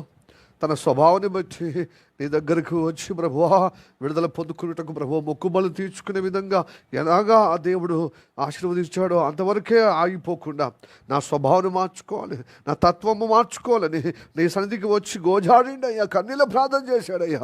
నాలో ఉన్న మోసము, నాలో ఉన్నటువంటి కపటం, నాలో ఉన్నటువంటి వంకర టింకరగా ఉన్న ప్రతి వ్యతిరేకమును తొలగించి నీ ఎదుగో ప్రభువా యథార్థవంతుడిగా దేవుడు కోరుకునే జీవితం కావాలని నీ దగ్గర తిరిగి ప్రభువా మొరపెట్టే విధంగా పరిశుద్ధపరచబడే విధంగా నీకు ఎదుగో ప్రభు నీకు అనిపించుకున్నప్పుడు అతన్ని దర్శించి నువ్వు యాకోబుగా నువ్వు ఇజ్రాయేలువే అని ప్రభు ఎలా ఆశ్రయించావు మమ్మల్ని అలాగా ఆశ్రయించమని ప్రార్థన చేస్తున్నాం.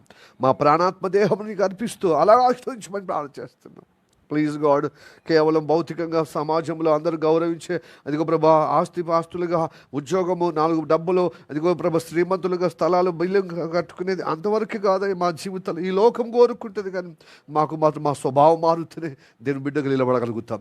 నేను దేవుడిని కోరుకునే విధంగా నేను ఉంటేనే మనుషుల స్వభావం మీద మనుషుల మనసు మీద ఎదుగో దేవుని యొక్క మనసుని గెలిచేవారుగా వాడుగా ఉండాలని ప్రభు కోరుకున్న తపన చూసి ప్రభా ఇజ్రాయెల్ను ఏ విధంగా యాకోబు తీసి ఇజ్రాయెల్గా ఎలా ఆశీర్వదించావో మా స్వభావాన్ని మార్చి మా పేరుకు తగినట్టుగా ప్రభు స్తోత్రము తండ్రి నీ ఆశీర్వాదం దయచేయమని ప్రార్థన చేస్తాను.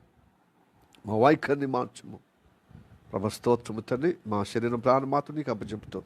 అలాగ మమ్మల్ని ఆశీర్వదించి నీ జీవులో నిలబెట్టమని ప్రార్థన చేస్తాం. నా ప్రభువైన యేసు నామములో ప్రార్థించి అడుగుచున్నాము పరమ తండ్రి. ఆమేన్ ఆమేన్ ఆమేన్.